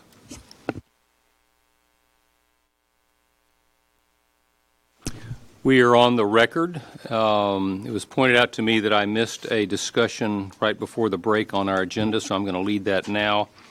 This is the discussion of the immediate actions of Napa Report, Chapter 6.5, and the implementation actions of Chapter 7.2. And again, I want to lead this discussion with the point I made in my introductory remarks that we don't want to do a ready, fire, aim. And so even though these are immediate actions, we recognize that we have to integrate what we're doing here with the whole report. These immediate actions involve openly acknowledging the agency's challenges and expressing a joint commitment in moving forward to make well-considered changes. I believe that the very fact that we've agreed to have this dialogue in public represents the most open and obvious signal to our commitment to this. It wants us to convene summit meetings with senior DOE and congressional representatives and contractor leaders. We have actually discussed congressional representatives, or at least staff, in the previous session, in the first session this morning, or this afternoon. Whether we convene summit meetings and how those take place with senior DOE officials is something that we have to grapple with, but I'm not prepared to do it right now. The same with road shows. May sound like a good idea, but we are I think if we started doing that now, we really have the cart before the horse.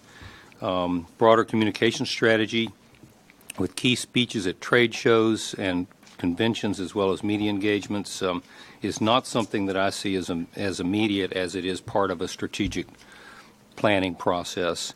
Looking for early opportunity to show renewed trust and support of staff members on such issues as access to DOE meetings and information.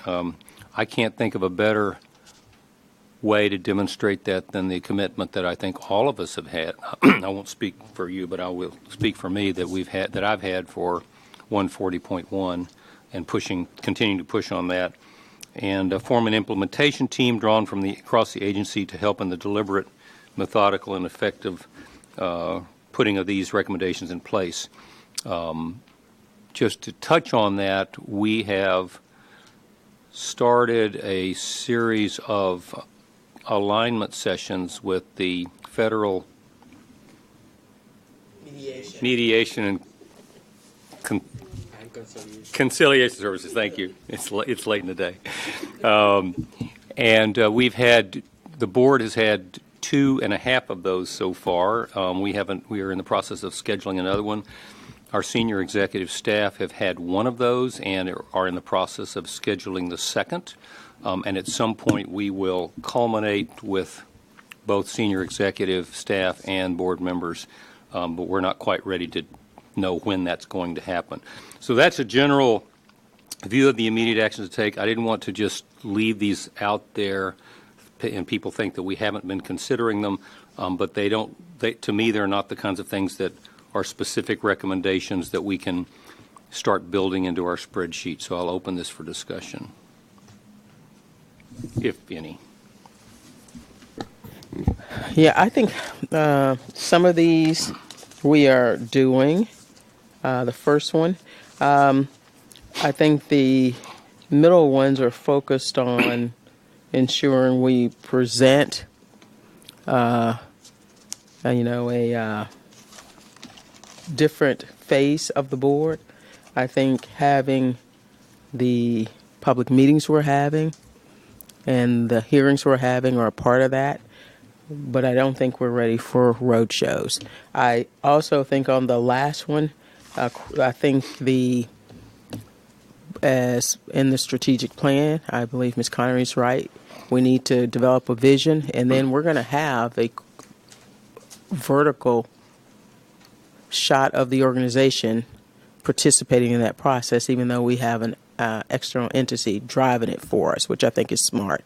I think when it comes to revising the procedures, once the board makes high-level decisions about the content and expectations in its own procedures, that's going to also require more than the board members to implement. So I think that last one, those will come, but I think they'll be more meaningful if we can provide the parameters and some guidance from what the board actually wants.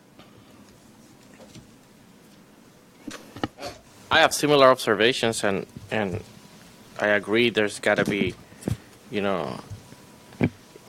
incorporation of, board members, staff, different parts of the, representative of the agency. But I think there's a strategic time to do this. You mentioned the fact that there's some initial efforts to be, reaching out to the help for MCS and to some additional discussions. But as you know, there's going to be look at strategic planning. We're looking at potential reforms, structural changes, potential recommendations, and see what Congress may want to ask or do with our legislation. So there's a lot of potential uncertainty in significant changes that I think we need to understand before we embark into implementation space. So yes, there's an opportunity. Everybody should have a participation, but it needs to be done at the right time. And I just don't think that is right now. So I really don't have that much to add. I would say these issues were of keen interest to the staff and all of the comments that they gave to us because they want to be a part of this process. And there are some places where they will have to be an integral part of the process, and we mentioned a few of them. If their procedures are going to be rewritten, if we're going to talk to the Hill, it's the staff that actually writes our annual report. They're the ones who are going to help put together the slides, so they're going to be an integral part.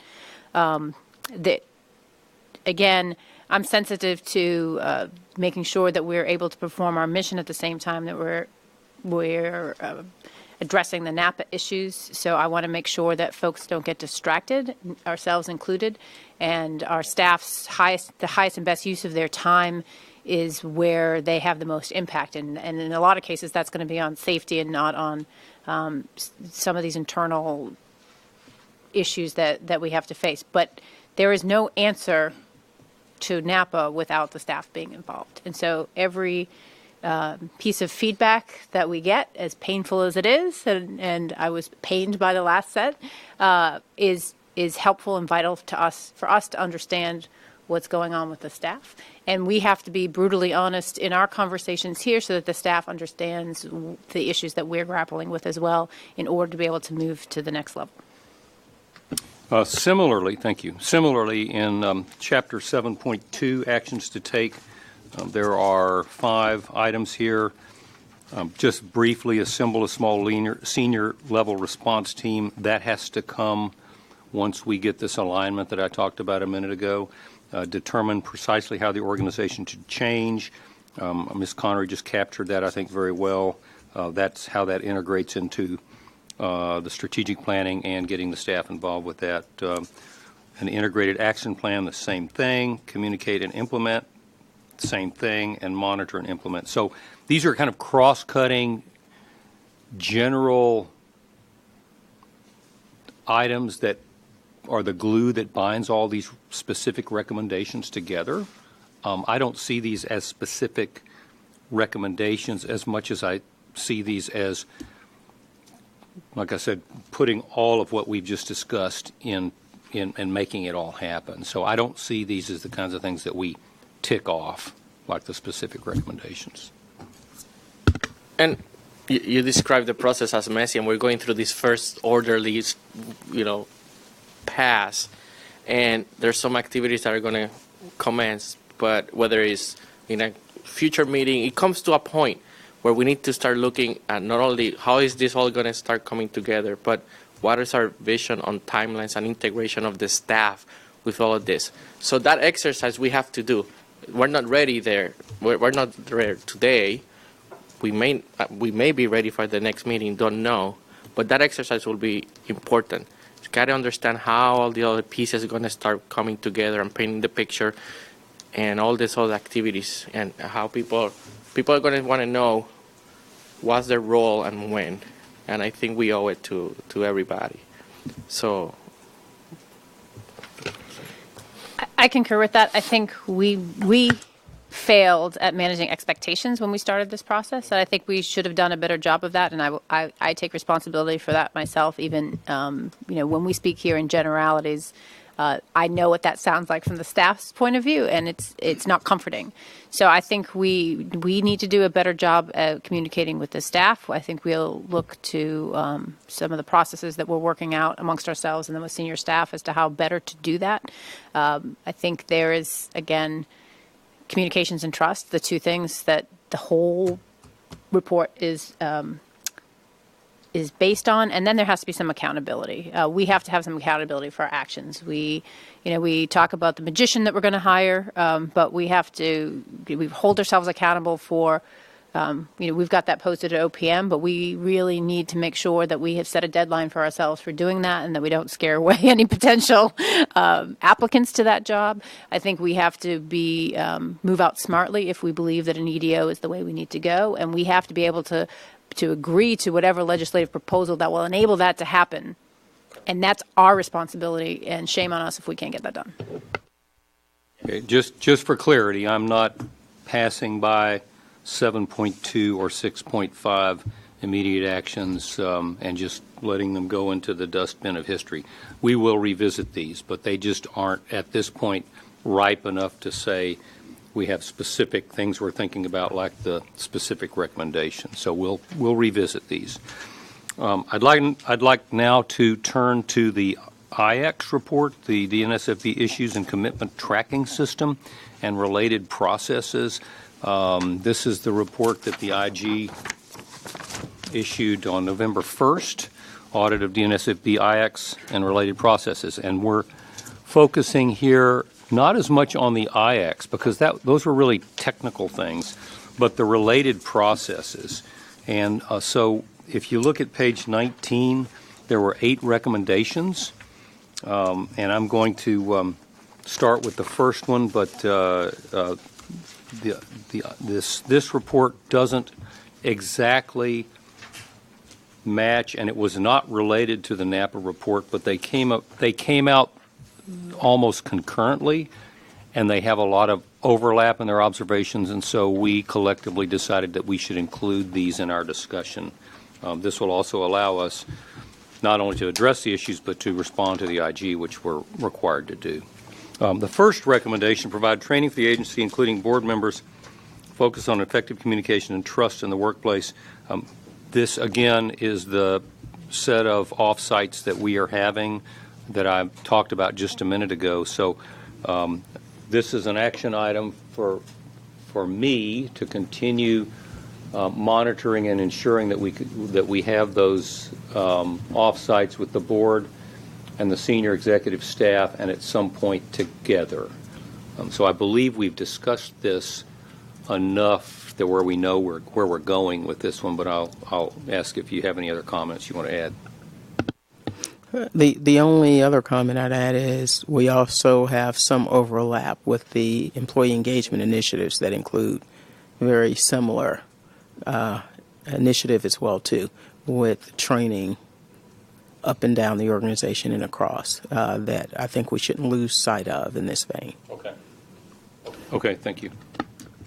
So on a similar vein, while we're doing the offsites with the board members and senior executives, there's a whole other staff that are paying attention to this, who for obvious reasons, logistical reasons, we're not going to have an offsite with every single one of them.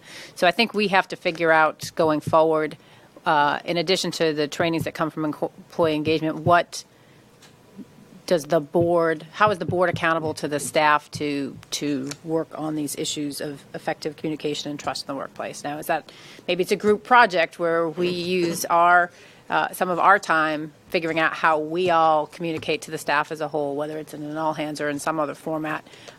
We can bring in somebody to talk about communications and trust from the outside, but to me, that is less effective than if we lead a conversation with our staff about communications and trust once we get to a place where we can have that. Okay. Item 2 in the recommendation is to be led by Ms. Connery, and it's develop a set of principles and values. So go ahead.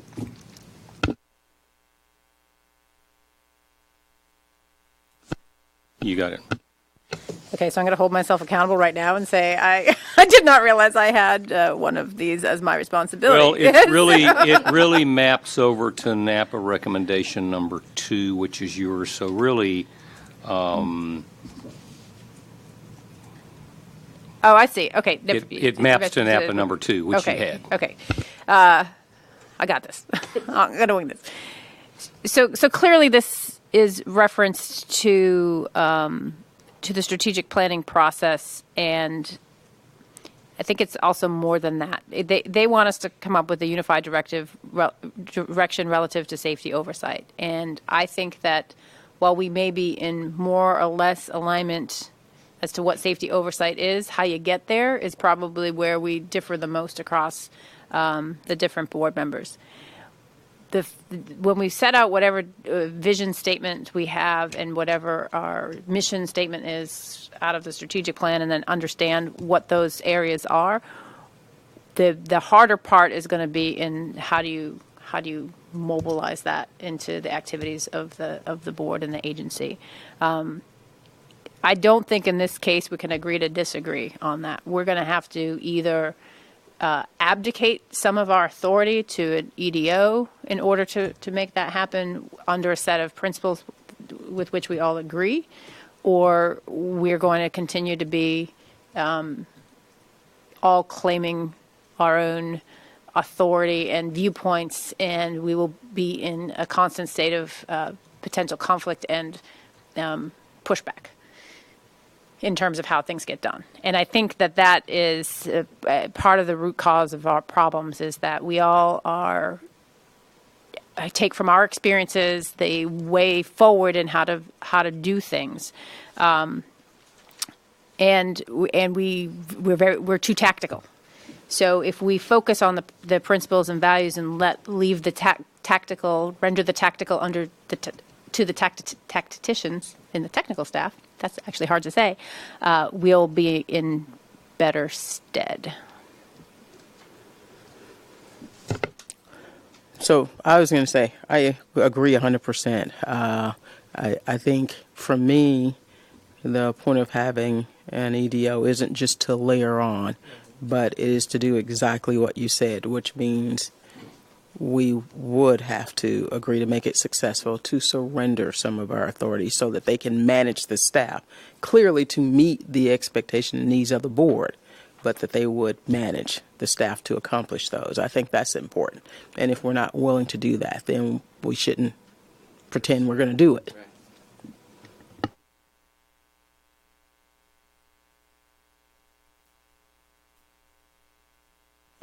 All right, do we have something that Ms. Blaine can capture in her spreadsheet?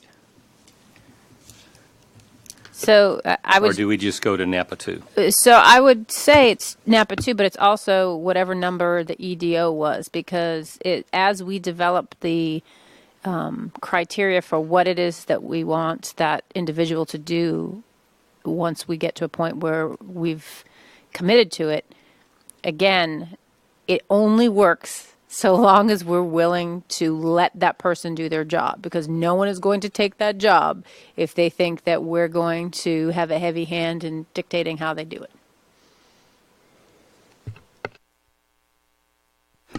So that actually, I think, connects it to, where's the EDO, Miss Blaine? Is it 8? I know it was one I had somewhere. I'm making it up. Is it 8? Is it 8?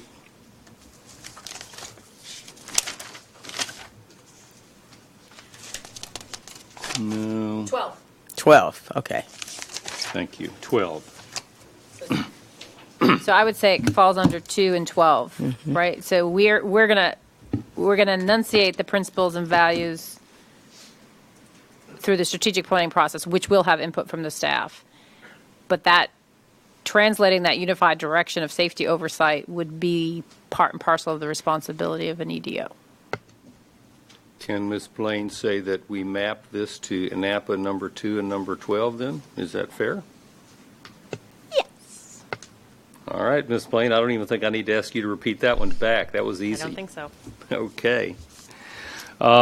Number 3 to be led by Board Member Santos, clarify and update IX procedures, and we chose you to do this, Mr. Santos, because you're the only one who understands the IX system. On the board, that is. Thank you, Chairman. I'm just going to read from the Office Inspector General summary sheet to provide some context here. It says IX is the issue and commitment tracking system. It's an electronic SharePoint-based tracking system that the DNFSB technical staff use to support the management of board member safety items as well as related DOE and DNFSB internal staff commitments. The audit objective was to determine if IX and its related processes are effective in helping DNFSB accomplish its mission.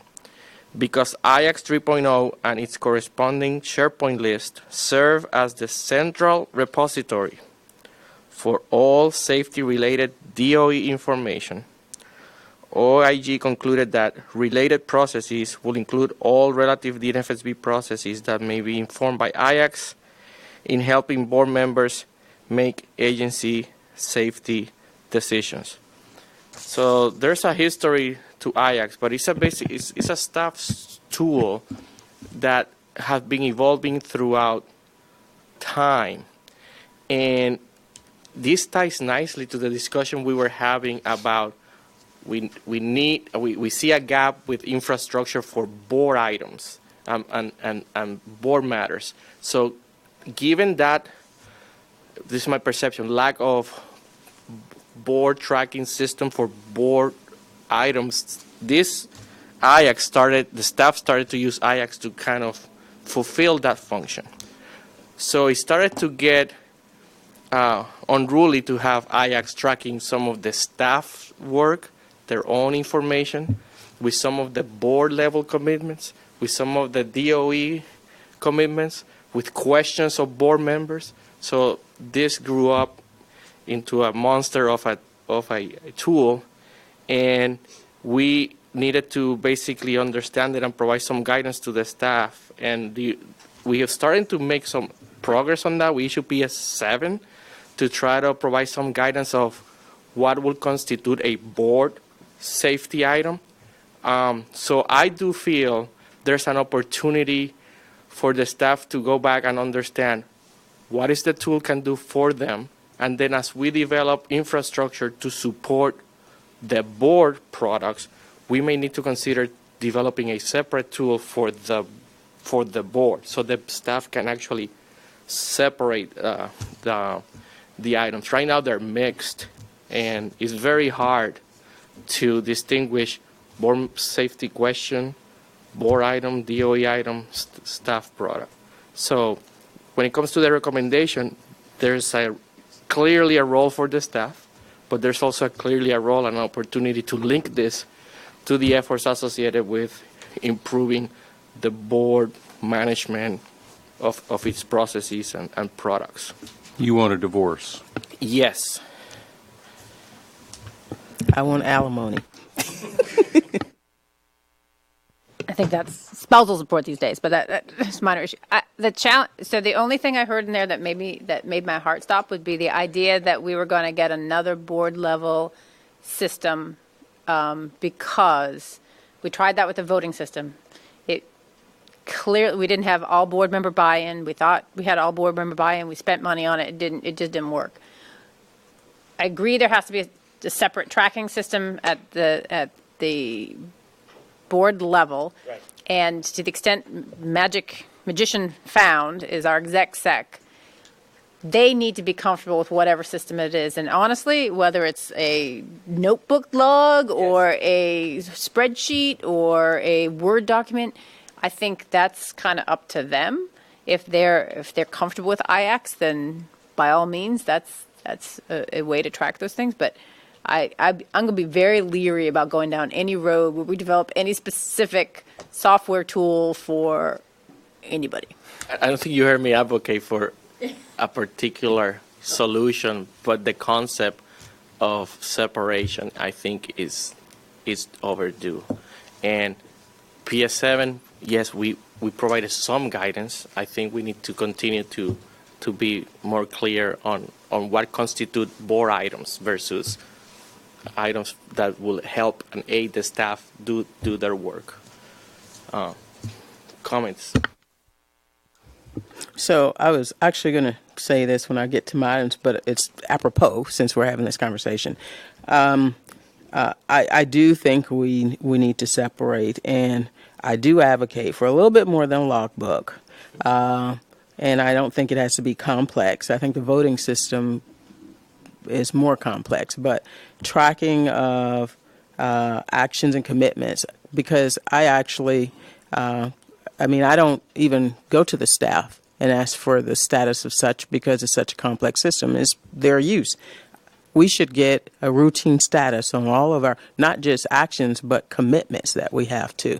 It should come naturally, and that's what I'd be looking for somebody to do. For me not to have to try to catch butterflies and try to remember. We should have automatic information that comes to the board members. And it shouldn't be commingled with how the staff wants to manage their work. That's my opinion. And this goes back to the high-level discussion of board needs, board member needs versus, staff needs. And some of the issues is not everybody in the board here uses IX, and you get information, different ways, and getting tied up into a staff process like that has been very problematic, as you all have experienced. So I see a lot of opportunities here for improvement for everybody. So I want to go back to basics and first principles. We don't even record to share any do-outs from our briefings with the staff. The staff keeps a list, and then we'll get an email from the technical director saying this was asked. But I don't know. This is one of 6 things that was asked. Because we don't even keep a record of meeting, and I come from a place where you had a cursory summary of what the agenda of the meeting was. You don't have to capture the content, and then it was this is the record of decision from that meeting that then gets transmitted. And so in the not to air the grievances, but it has been a continual frustration of mine that we don't do that as a discipline. And it's the same thing with our emails. I track my emails, have to do a subject search of, wait, did I ever get a response from that? And you're going to share my frustration with that. But I have that problem with board members because nobody wants to put anything in writing. And I think we have to get over that and be able to put out, this is what we've committed to. And the chairman's really good at summarizing at the end of meetings. But if you don't have a logbook, then the only summary is on his napkin or whatever he took. Not that you use a napkin, but whatever you took your notes on. And there is no discipline in how we preserve decision making. Oh, I agree with that. And for me, it was worse for a time because while it's not ideal, and I agree with exactly what you're saying, look forward to that. Maybe the magician can help with that. In the past, some of the questions were never answered. They just went to Ajax. And they're still there, I think. So we have, we are demonstrating we have a lot of opportunities to improve our information flow and communication. So since I started this, I just want to dispel the magic thing. At least in my experience, we're not asking for anybody to create something that hasn't been done. Most organization leadership have this function. I don't know of a single one that doesn't. This one doesn't. It hasn't needed it in the past for a lot of reasons, and it's worked well in the past, but it's not working now. So I think we need this function to support the board. And it's not something that is foreign. I use the word magic as a joke, but it's not even magic. I can't think of a job I've had as a manager or a leader where I didn't have that kind of support, and I don't know of one now. So I want to go back. You make a great point, and we're trying to be more open here. But you're right. We got to be very careful. And I know you introduced the term, but us repeating it is not going to help. So let's just drop it. And I think it's important to focus on what is the infrastructure we need. And all this item highlights is a potential opportunity to be addressed by such infrastructure. That's all.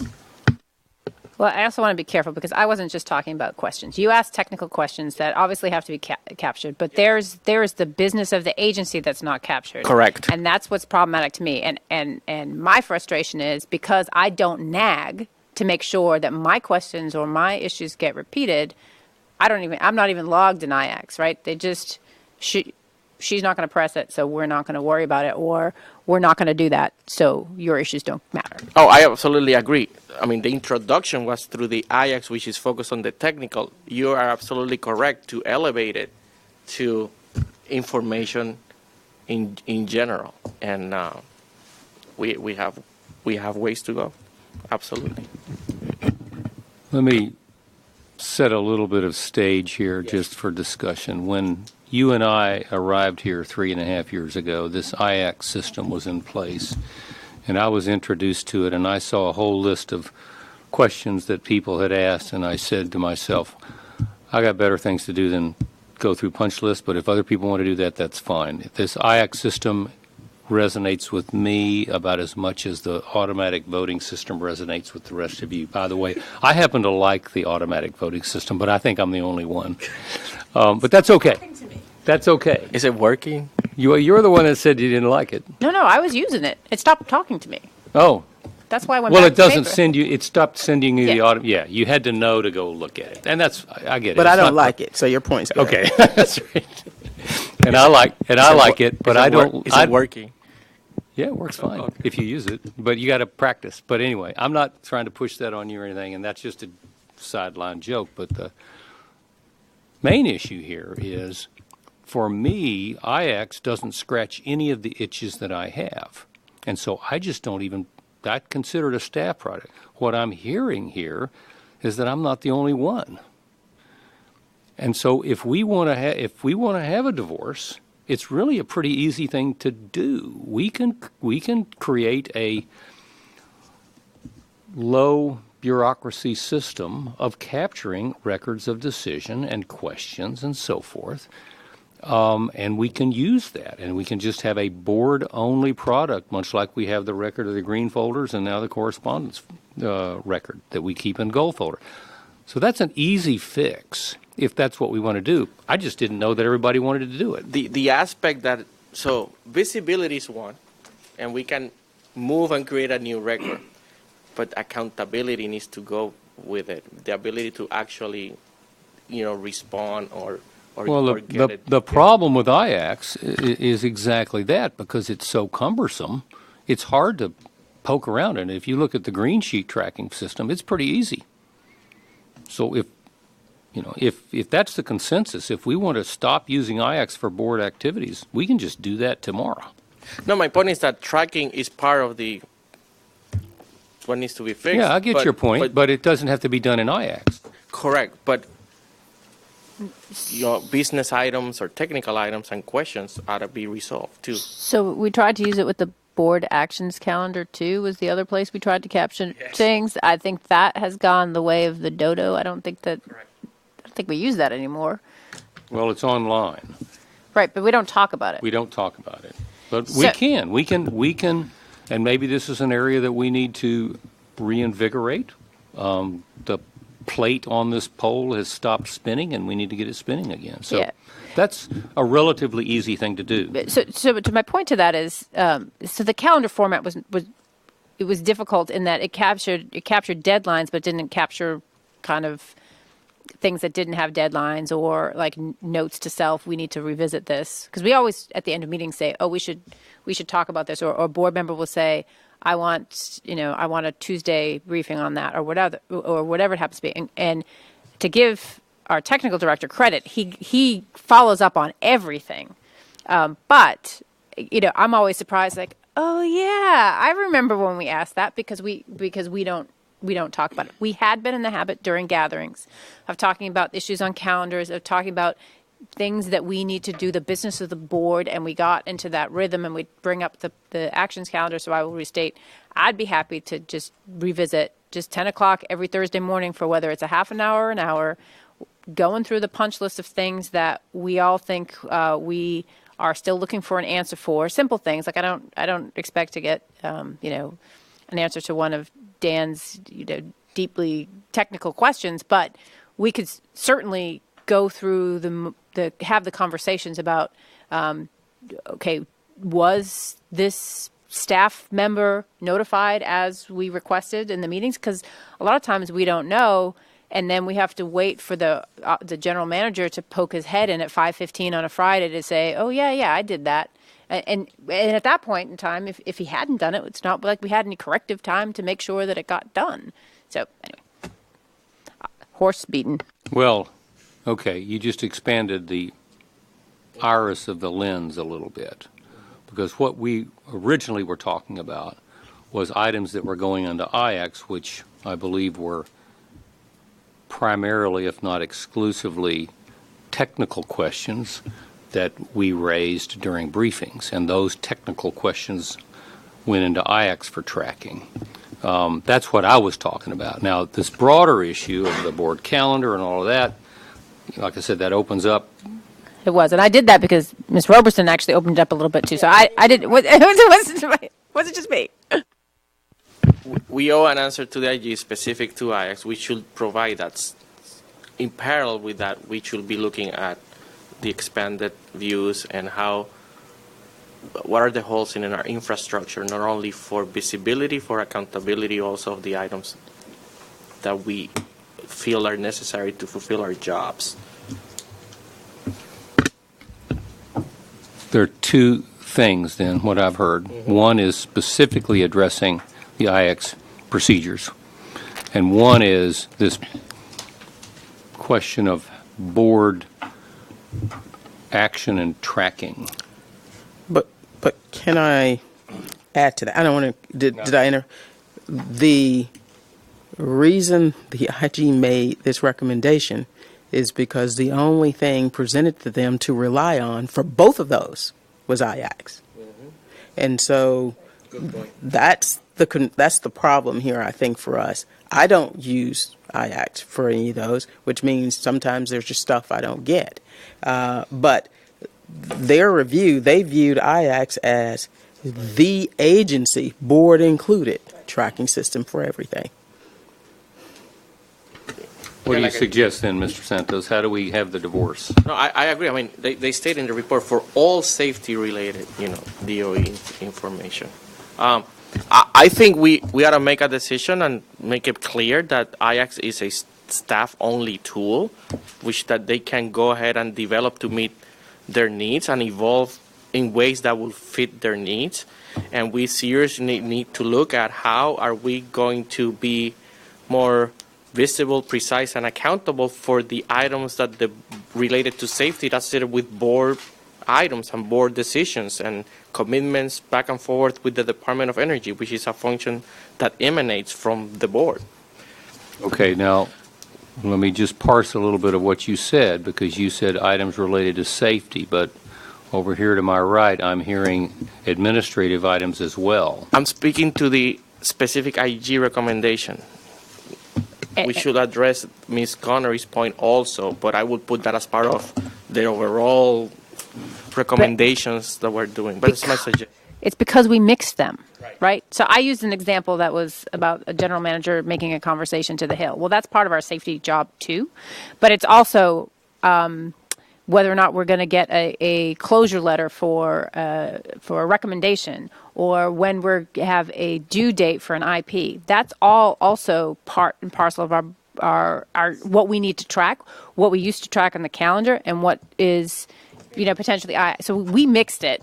And so I brought up, I apologize, I used an example that wasn't specifically a safety item, but there are specifically safety items in there. And I would just point out that IAC started simply as a staff tracking system for them to keep track of our questions. That doesn't necessarily mean that that's going to go away. They still need to track our questions because they have their own collection of information, and from that they're going to distill what it is and how they're going to package that to us. So I just want to be clear, this started as a staffing tool until we said we want to see copies of it. How are you tracking our stuff? We want to know. And then it morphed into a board issue. Before that, it wasn't. Can we see if there's consensus of making a determination that IACS is a staff only tool, and that can we do that? I'll stop right there right now. Well, I've already staked out my view on that. I think it is. I don't even understand how the thing works. And I don't want to learn. So I'm doing this piecemeal. You're struggling. Go ahead. No, I mean, I agree with that 100%. That's not to say that I want that to make it less important for the board to fix its side of this equation. Mm-hmm. So that's what I'm saying. I'm perfectly comfortable with that conclusion today, but I want emphasis put on making sure that the board still, or does, I'm not saying that we do now, get visibility of what I called formal agency actions and commitments. Okay, I see three things we need. We need to do what you just said, which is make the IACS a staff-only system and not have any expectation that we're going to be plugging into it. Of course, we have the right to look at anything we want, but no expectation that that's a tool for us. Correct. We need a system of tracking and follow-up of questions that the board members have for the staff, and we need a tracking system for administrative actions that are due, such as responses to letters, when due dates for recommendation, all this kind of stuff that we were kind of using for the board actions calendar, but we are finding that the board actions calendar is not rigorous enough. Yeah, I wasn't trying to overcomplicate it with that. With the middle bucket, that they follow up for staff items when they or questions for the staff from board members. All that takes is keeping minutes from the meetings where those are asked. I mean, that's all that takes. Because if somebody sends it in writing, it comes back to us all in writing and we know that it's there. And hence we have, well, I don't know what the term was you used, the meeting or the parting of the seas, because we have been relying on the technical staff to take notes in these and keep track of them. We have nobody sitting in whether it's Tech Tuesday or anything else, who is not engaged in the conversation who can actually do that. So I come back around to the board should have infrastructure appropriate for its needs. And we don't right now for that. And that's why we're trying to mandate and figure out. All right, what are the things that Ms. Blaine needs to capture on this? I think an agreement that IX is a staff-only tool.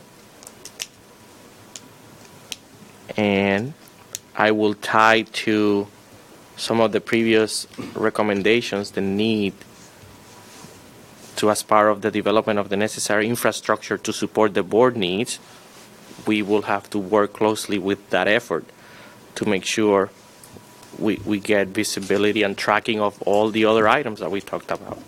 Business, formal commitments, safety items of the board. Okay, I'm going to try this one more time. It comes down to willingness to communicate, either verbally or on paper. So yes, we can have somebody who takes notes in there. But again, unless we're willing to actually be in a room in which we're having a conversation for somebody to take those notes, it doesn't do us any good. So if we're never having a conversation about items that we owe outside the building or tracking or board calendar, there's nothing for them to capture. One problem at a time. Agree. I agree. Okay, I thank you for that, Ms. Roberson, because I think that this is a issue that I'm willing to discuss, but I don't know that it fits. There's some overlap here, but I don't think that it really completely scratches this itch. I would be glad to discuss it with you this some more, though. And we can do it at the next meeting, or we can do it one-on-one. I'm not opposed to what you're suggesting. We just need to figure out a way to do it. Okay, what else, Mr. Santos? Do you want Ms. Blaine to repeat what she thinks she heard you say? That'll be good, so we can do it again and again. Okay. I have that we need an agreement that IAX is a staff-only system, that we need... Go ahead. I would like to, to record that we have an agreement. Okay. Any objections? Okay. All right, so we have board agreement that IAX is a staff-only system. You all have also agreed that you need a system of tracking and follow-up of questions the board members have for staff, as well as a tracking system for administrative actions that are due. We can map these efforts under NAPA recommendation number 4 with respect to improving the board's infrastructure with respect to the correspondence management system. You good with that, Mr. Santos? That's a good 80% solution. We have about 5 minutes before I want to get room for closing remarks. Do you want to crack this open and do you think you can shove it into one of the other NAPA recommendations? Listen, I think I can say all I need to say in 5 minutes. Okay, Ms. Roberson, you got 4 through 8, so go ahead. And if we need to come back to it the next time and pick up, I'm good with that. I'll just open it up then. So I have recommendation 4 through 8. And I'm going to read them really quick. Recommendation 4 was clarify and update requests for board action procedures, lovingly known as RFBAs. Number 5, create and implement a policy to consistently track RFBAs through a tracking mechanism or through IACS. Number 6 is implement a policy for board members to communicate to the staff the basis for their RFBA submissions, votes on technical items that oppose staff opinion, and voting abstentions or non-participation. Number 7 was create and implement a policy to conduct self-assessments for common board member processes to determine how those processes could be improved. And number 8 was examine and update the board procedures to ensure greater communication and coordination within the board. Now, we have touched on a number of these in our conversation. So what I'll try to do is skim through my notes and thoughts here and try to hit the ones that in that vein. First of all, I say these are all board policies, and frankly, all of them are captured in the board procedures today. That doesn't mean they're perfect, but I don't think we need separate policy instruments for each item. They are sections in our board procedures, and we should address them through the changes to our board procedures. The RFBA process, I think it's important just to remember why the RFBA process came about. When the board began its work planning process, board members, and it wasn't just one board member, there were two sides to it. There's the policy side and the tasking side. On the policy side, it was intended to be the instrument where board members could set policy if they thought something was a policy matter outside of the existing understanding. So there are two pieces to the RFBA. Propose action directly to the board members for the purpose of policy making, and then there's the tasking of the staff. The policy making was established in response to changes to the statute in 2013. Okay? So that's a board-only action. The tasking was really in response to the development of the work planning initiative. And it was because staff were frustrated and board members were frustrated. Board members would go directly to different staff members asking for things. So the staff was frustrated and board members didn't feel like they were getting what they needed through the process. So one of the things I recommend is we evaluate the need for the RFBA process in conjunction with the work planning process. Is there a way for board members to feel like they can get what they need without that tasking part? I'm not sure the policy setting side goes away with that, but I think we ought to relook at the RFBA process as we relook at the procedures. Does that make sense? You guys understand what I'm saying? Because I'm getting a lot of blame. Either you guys are exhausted and I can just, ask for money or something. I understand. Okay. So I think we ought to relook at the RFBA process, but we should not forget why it exists, because it's not for no good reason. And we need to make sure that we address the underlying reasons for its existence and we learn from our experience. And so my conclusion on some of these, all of them are tied to the NAPA proposal to modify our procedures, because all of these are captured in the procedures in one form or another, except for the last one, which is I'll come back to. But I think we've already talked about the tracking system. I think we ought to separate. That was going to be my comment, and so we've had that conversation. I don't need to come back to it. But recommendations 4, 5, and 6, I believe, should be evaluated and addressed in concert with the other changes to the board procedures. And I think the early conversation that Ms. Connery proposed, and I thought board members agreed to, this should fold into that as well, too. What are we going to do with the RFBA process? I just say we need to make sure we don't take random actions just to respond to an itch. We do need to make sure we understand why something exists and make sure that we don't eliminate something that's going to be more frustrating and create more discourse rather than less. I support recommendation 7, which is the self-assessment and once again, we've already talked about it.